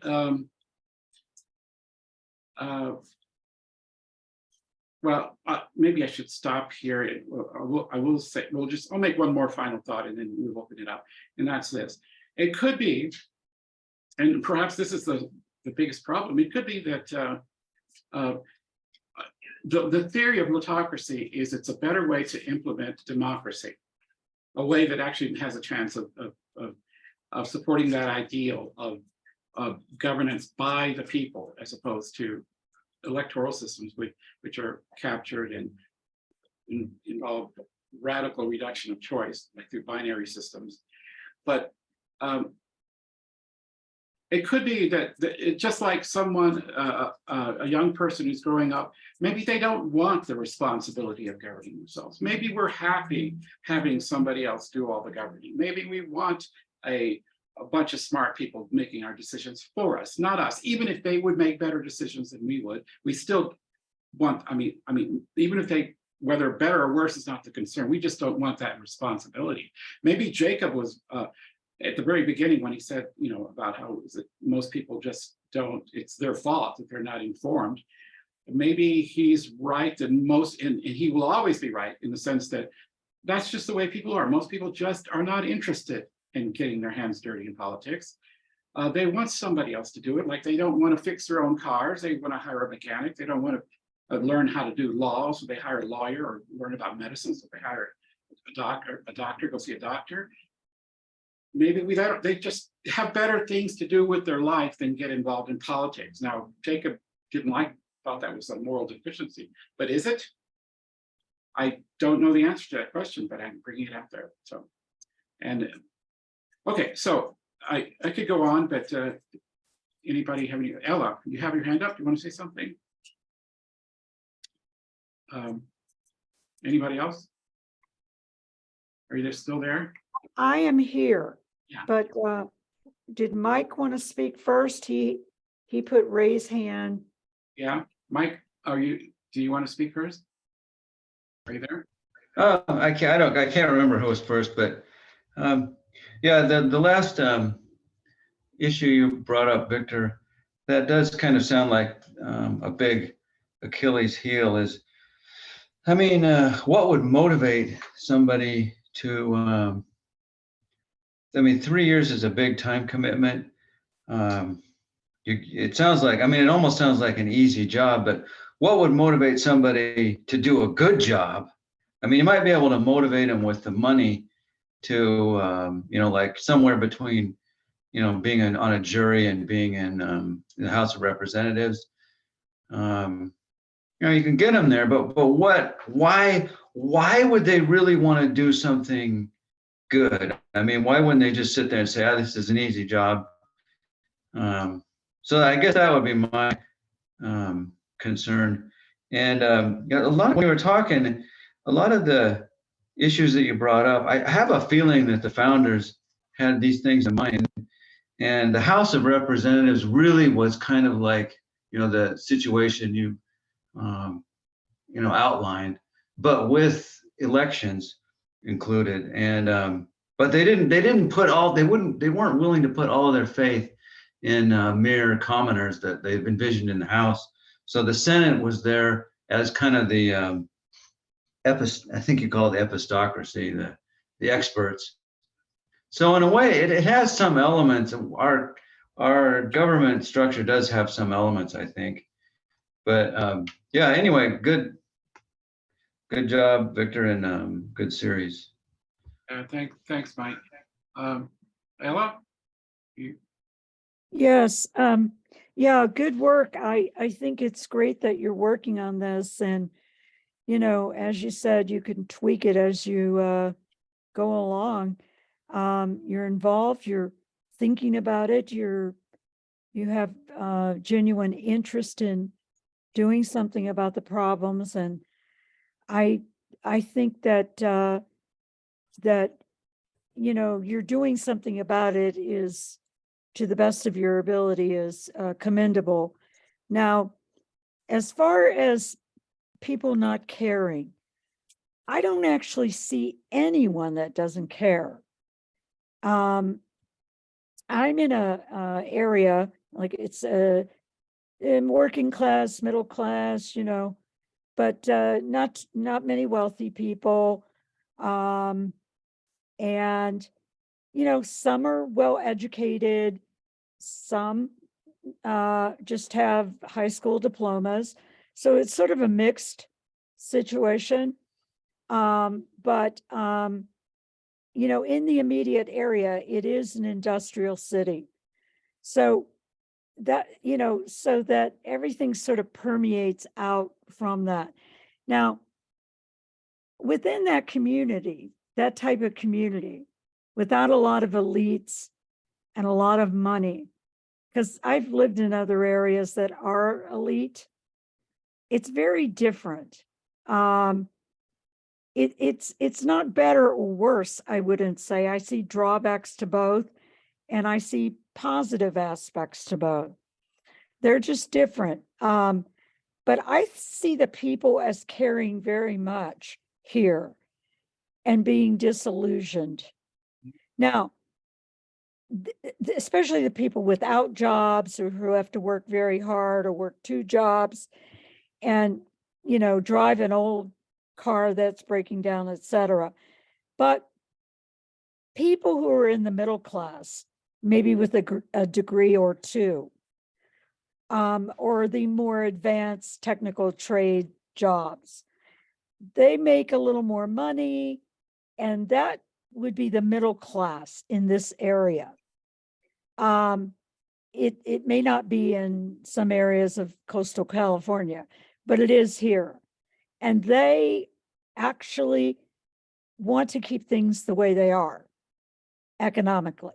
The middle class, I think historically, they're afraid to lose what they've worked hard for, and they don't want to necessarily look any deeper or take any chances. But I think the working class, even though it looks like, because some of them may have supported Trump, not all of them, trust me, because he promised jobs. He lied, but he promised, and we've been talking about that. Promises, lies, not following through, that's what they do. It's a system. He's a capitalist. He ended up rewarding his rich friends. But the point is, they had to do something. And no one else was talking about the workers and their needs. So do I see them caring and voting? Absolutely. It may be for the wrong people because everybody else has turned their backs on them, or don't see them as relevant or important, or has just, there's an elitism, a narcissism in the country. That sort of, and differences in regional areas. So, but no, they vote. Most of them vote, unless there are certain areas, like I said, the mining areas where they've just given up. They can't take it anymore. They're just really, really have had it. The poverty rates are off the charts, and the suicides and everything. Now, that is it permeating the working class too. Pretty high if you look at suicide rates, in maps. It does correlate heavily with loss of jobs. Now, I do think they care about absolutely. I don't know one person that doesn't vote. But who are they going to vote for that's going to represent them? You know what I mean? Yeah. It's demoralizing. They're demoralized. Yeah. Well, I agree with you, Ella. I think you're right. There's a lot of demoralization out there, and as we talked about it in one of the earlier of this discussion, earlier in the series of these discussions, and I think the people, people political scientists and political philosophers whose whole career is studying what happens historically, and not just in this country, but in other countries in the world, how these patterns emerge and change over time. They actually mostly agree with this, that the current systems we have in not just the United States, but many Western liberal democracies are all falling prey to the same pressures. It's a global thing. And they're a little bit worried, I mean, about where it's all headed. One of the things she said, Ella, that I want to respond to, about not them, the average person not caring, they have, if they don't vote, they have good reasons not to, because of they may have over time. Well, I know that a lot of educated people, there is actually some statistics on advanced education. The more degrees you have, actually, the less likely you are to vote in elections. And this is actually been documented. It's partly because the more educated you are, the more aware you are of all that we have been talking about, and of how under the current system it's pointless. You might as well get on your knees and pray at church. That's how effective you're. I mean, never mind but there's a lot of demoralization out there for sure. And one of the virtues of autocracy is to try to counter that, to give a realistic chance that even ordinary people who will, under the current system, stand no chance of ever being elected as a representative and becoming a lawmaker, actually might have a chance, an opportunity, or someone at least like them would have that opportunity, because like with jury selection, it's random. Anybody from all walks of life, from anywhere in the country, might get the opportunity to serve on this. And again, it's not about how much they know or their expertise, it's about their life experience. Their life experience is like the life experience of many others like them. And those experiences need to be represented in governments in a democracy, assuming we're sticking with that. Now, if you don't want that, there are other ways to go, but there are good reasons to defend democracy, at least the idea of it. And this is a better way to make it a reality, at least so its defenders are suggesting than what we currently have. Tyson, do you have your hand up? Did you want to say something? Yeah, I think overall, I think this is a really interesting idea and it deserves to be tried. One of the criticisms of this idea that I didn't agree with is the criticism that the powers that be won't let it happen.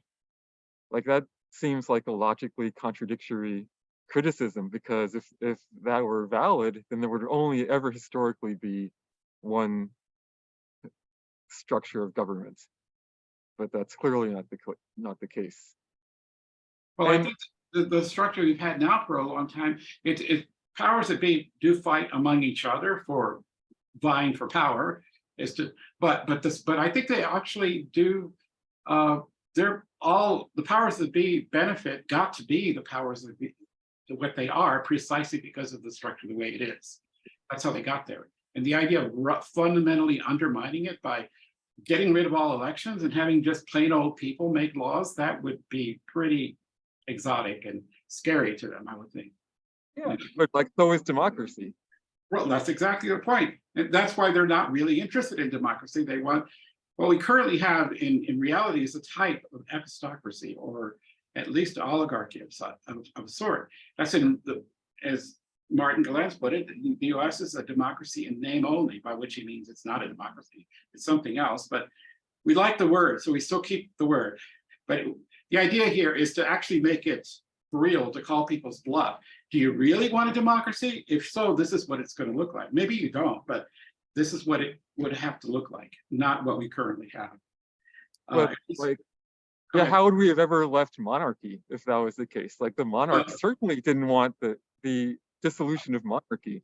So either through revolution or right, but that involved violence. The idea is a change without necessarily rolling heads, which maybe that's what it will come to. But the idea here is that if, in theory, now who knows what's really going to happen, but what some people are whispering is that things are going to continue as they are, getting progressively worse and worse, where this extreme inequality of power just gets magnified until something really breaks, all hell breaks loose. And then you have blood in the streets. And that's what, some people say, oh, that'll never happen, but it has happened in the past. So an alternative is like, what if we start very locally, like Seattle? What Yeah. if just Seattle agrees? I don't think the city politics is so powerful and entrenched that that just can't happen. I think that's realistic. Actually, that's a great point. In fact, I didn't mention it, but a good question to ask here, has this ever been tried anywhere in the world? And the answer is not on the grand scale of a nation, but it has been tried on smaller scales. In fact, in some of the write-ups, they often cite examples of where something like a autocratic governing system was set up specifically to deal with a very controversial hotbed issue, which the traditional politicians could not solve, but had to be solved. Felt there was an upswell of feeling that it had to be solved, but the politicians just wouldn't dare touch it because they would be like a hot potato. They didn't want to avoid the issue. A good example of this, I believe, happened in Ireland with the abortion issue. Ireland is a very Catholic country, but the politicians didn't want to weigh in on it because of how heated an issue is. So there was a movement actually started by a ground up movement by people on both sides of the issue to bring together groups from across the country of people on both sides, just ordinary citizens, to get them together face to face and talk about why they believed what they believed about the abortion issue. And what they found is they found much greater they were able to compromise, because what they learned is that often the people who were opposed to them on the abortion issue, once they got to see them face to face and hear why they believed what they believed and heard back from the other side, the face to face aspect of it caused them to, even if they didn't change their mind, to feel that they understood the other side enough that they were willing to budge on it. And they actually did come with a national policy on abortion that was approved. I'm not even sure exactly how they solved it, but there was radical disagreement on both sides. And at the end of the process, there was a workable compromise. And it wasn't done by politicians. It was done by citizen groups getting together and forming, having discussions nationwide, and then coming together to solve this issue. And it's been tried also in British Columbia. There was a big controversy around how voting in elections should work there.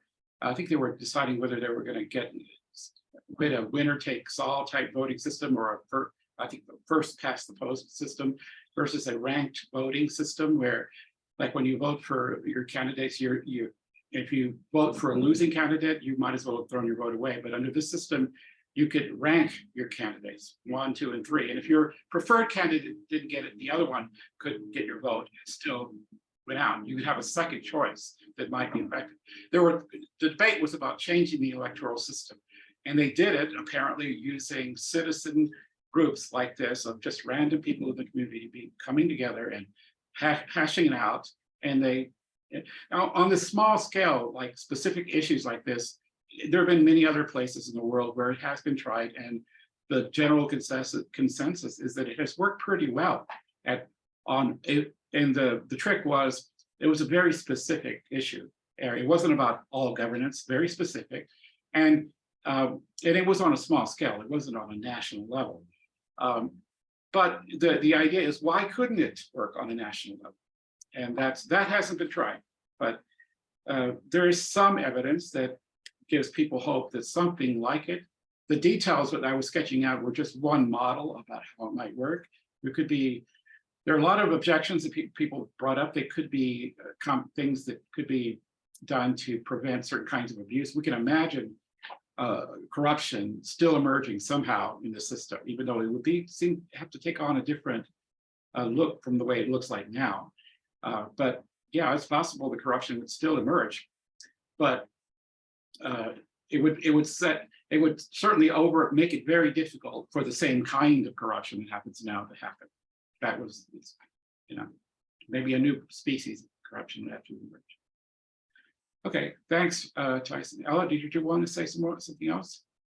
Yeah, I think that, like you said, on a small scale, small country like Ireland, one issue, a social issue, yeah, that could work. In Ireland, okay, it depends on the country, but this is a whole different can of worms here. I'm just thinking, middle America, there's a different way of thinking, and being, and I think it's more traditional. I think it's supported by institutions, as we mentioned before, for the middle class, churches, et cetera, the government, all of the institutions sort of support the situation we're in. But then people aren't, so they're going to be protective. They're going to be, conservative, maybe beyond where they intellectually may even know, it's not necessarily humane or right or the best course of action or the most progressive or the most enlightening. They still are going to protect.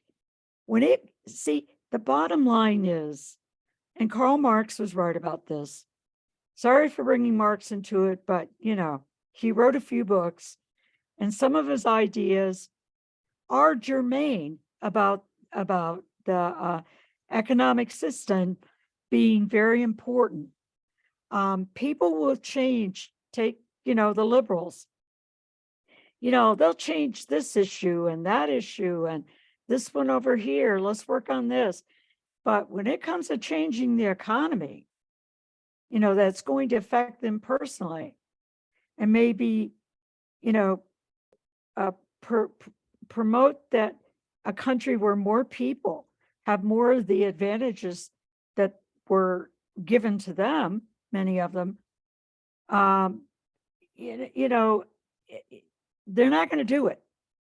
Mhm. They haven't done it. They may change, but right now, many of them are voting to keep the situation as it is economically by Right. voting for the And Clintons. also politically as well. They're trying to keep the situation the same. You're right, Ella, that But they talk like, I want to change everything. Everything is just awful, and we got to be so progressive about this. But they don't want to change anything really. Mhm. Yeah, I just have one more thing on that. They don't want to change. The conservatives certainly don't want to change anything. So with both groups, it's about protecting what they have and securing that. right. And that's it, bottom line. How are you going to use the system to Okay. change the economy? Right. Well, yeah, I think you're pointing one of the points I made earlier is that even if people, a few handful of people agreed that the system I was describing, the autocracy, was worth trying out, the people who are currently in power everywhere are not interested in such a radical change. They're doing quite well just the way things are. But okay, so I'm going to finish with one last point, and that is the whole idea of completely removing elections from the idea of representative democracy and trying to do representation in another way, such as the lautocratic way or random sampling way, is pretty novel and unheard of for the most of the public. It's pretty strange to a lot of people who they hardly understand our existing system, let alone one like this.